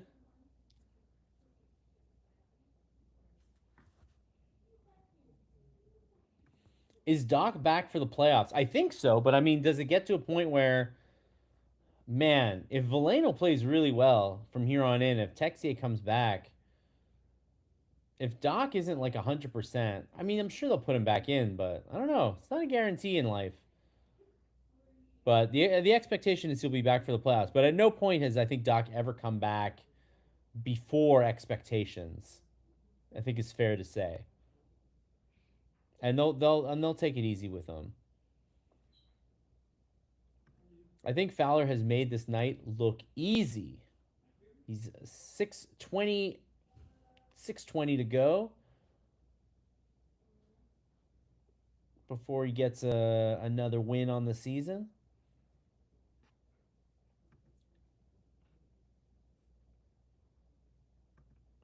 Doc is on the ice right now skating. Oh, is he? Well, that's good. I hadn't seen an update on him.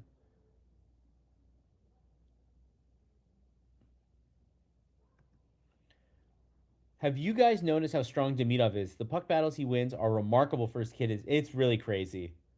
It is really he has not been physically manhandled entering this league, which is so rare for a young player. Pretty remarkable. How much will Doc cost to resign? The qualifying offer for Doc is 4 million. So 4 million is the minimum you have to give him. You can spread it out a little bit, but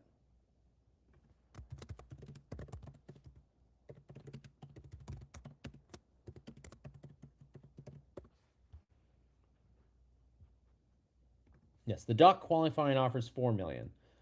So if you don't want to give him $4 million, which is a distinct possibility, you may let him walk.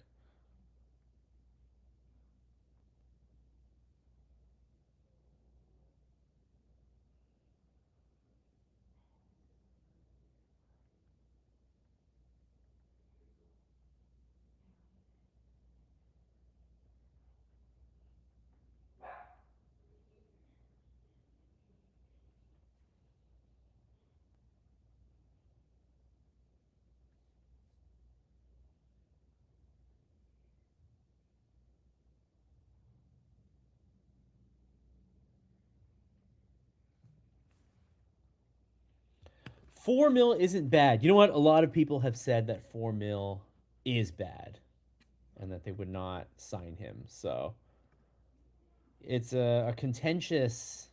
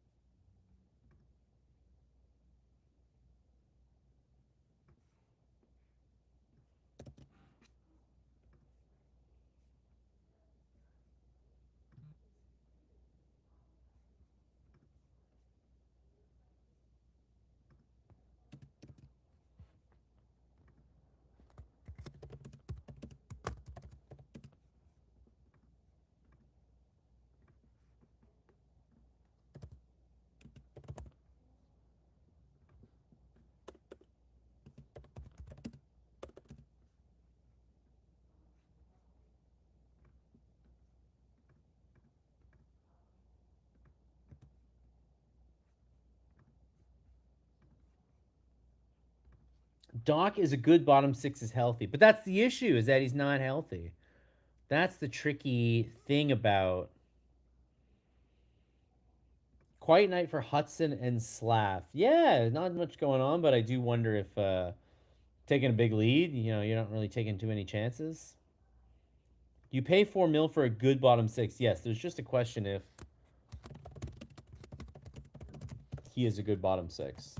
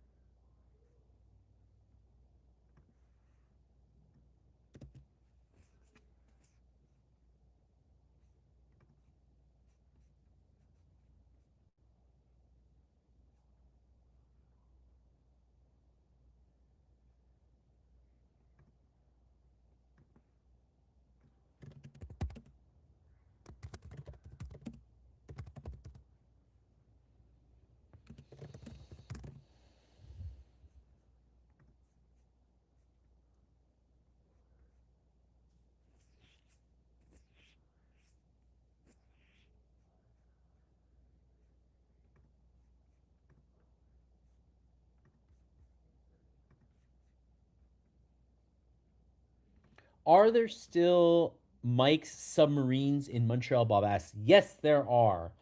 And they still serve subs, and they're still pretty good. And I admittedly have not been to one in like 2 years or so, but they're still around. You can still get the the pizza Getty if you're down with the pizza Getty. Although I gotta admit, I'm not a big fan of their pizza sauce, their spaghetti sauce. I have to say. Unfortunately, Morgan says we're stuck with Gally, Deneau, Anderson for one more year. I don't. Yeah, I mean, I think you can wiggle out of them if you can, but I don't know. I don't find them to be such a like horrendous fourth line. They're an expensive fourth line. I'll say that much. You shouldn't want to have to pay that much for your fourth liners, but because they save so much by having a lot of young players in the top lines, that you can kind of eat that cost for another year. So I don't think 1 year cost is that bad. Doc is gone. Great skill, but he has no value because he can't stay in the lineup. Yeah, that's the tricky thing about him, right? Wait, we got a Mike's Pizza's gross. Mike's got too fancy. Rick loved Mike's. Harry also liked Mike's. Oh no! No shutout. I didn't jinx it.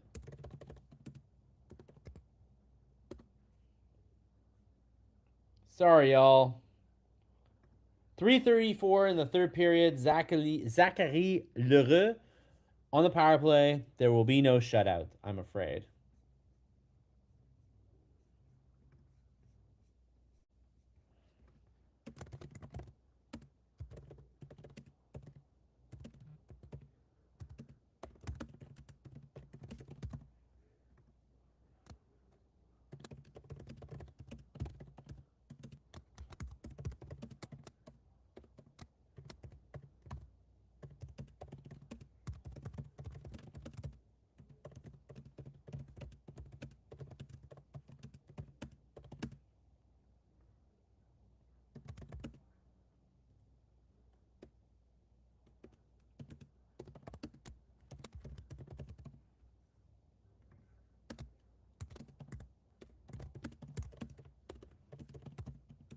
That's too bad, but what are you going to do?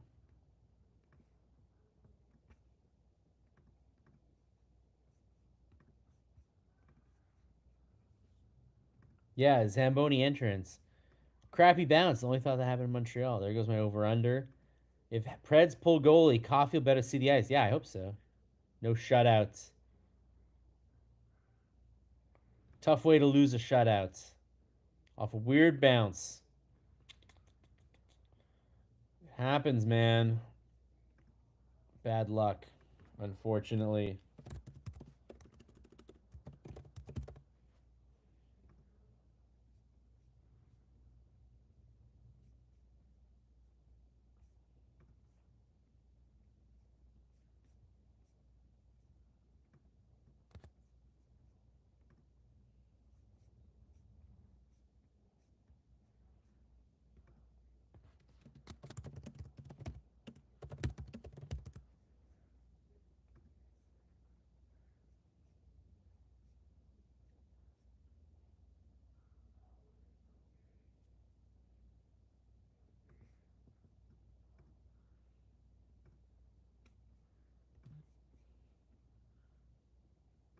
Is the shutout really that important? I'm happy with the win and the high save percentage. No, it's not that important. It's nice. It's fun to get a shutout, but no, it's not. It's not that big a deal. The Habs are still up 4-1 with 2:15 to go in the third period, and they're in the zone with their first line. They're still looking to score, so, not really. They're pretty weak on the boards. They're definitely trying to protect themselves. If it was rookie of the year, or if it was, sorry, if it was Roy, I thought you were doing the acronym there. If it was Roy, the goalie would have been pulled 2 minutes ago. Yeah, the oh, Lheureux at it again. This time he's messing around with Dobson, who lost his helmet. Yeah, I want to see Caulfield out here.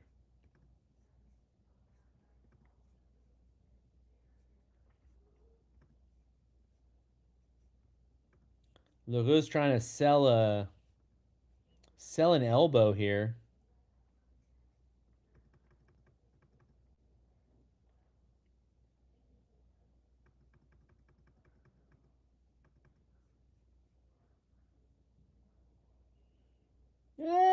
Was that an elbow?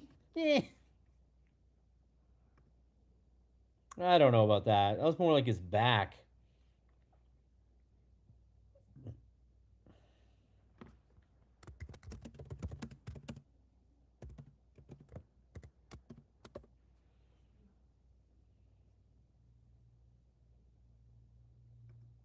Habs can score. Make no mistake that the goalies, both of them are keeping them in contention, like Price, because the defense does suck.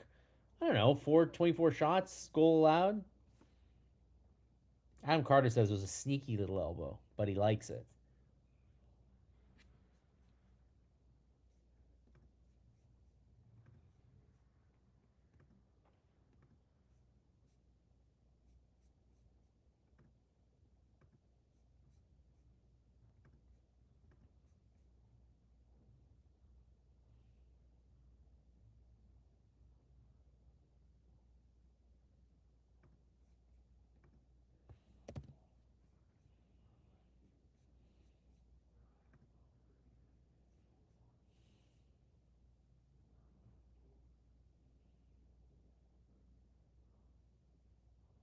All right.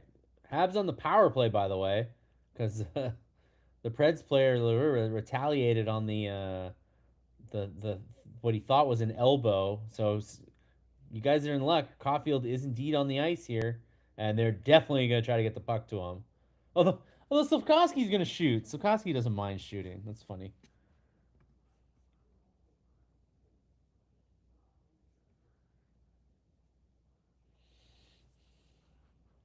All right. A minute to go. They're saying Ole. Habs are looking to get a power play goal here late. Why not? But it's not the top power play on. Okay, now we're in the final minute here.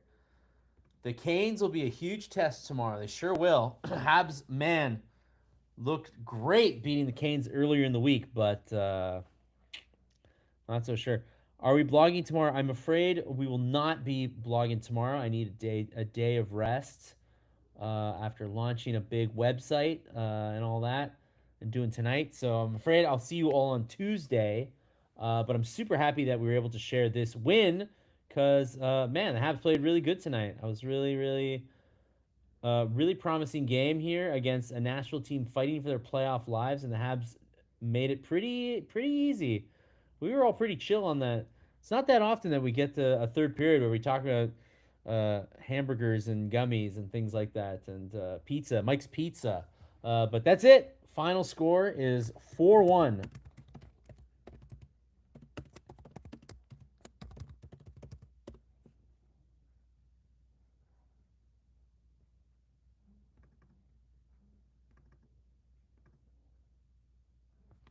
So yeah, I mean that Fowler could have had a shutout tonight if not for a funky bounce. So uh, just a fantastic night for the Habs, who have now won 3 games in a row on a week where they could have absolutely fallen back in the Eastern Conference standings. Instead, they are, I think, inching ever closer to being in the halves of the Eastern Conference. Like right now, I think there are 3 half teams in the East, and the Habs are getting close to being that fourth half team and locking up a playoff spot early, which would be very nice. Yes, I do have to go see my mom. Thanks, Bob. Thanks for reminding me. I gotta go see my mom. Uh, but I will see you all on Tuesday. Uh, 4 in a row. We have 4 in a row games.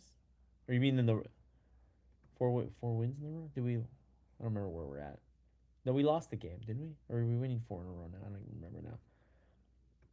Oh, Boston and Tampa won tonight. Yes, that's right. Tampa beat.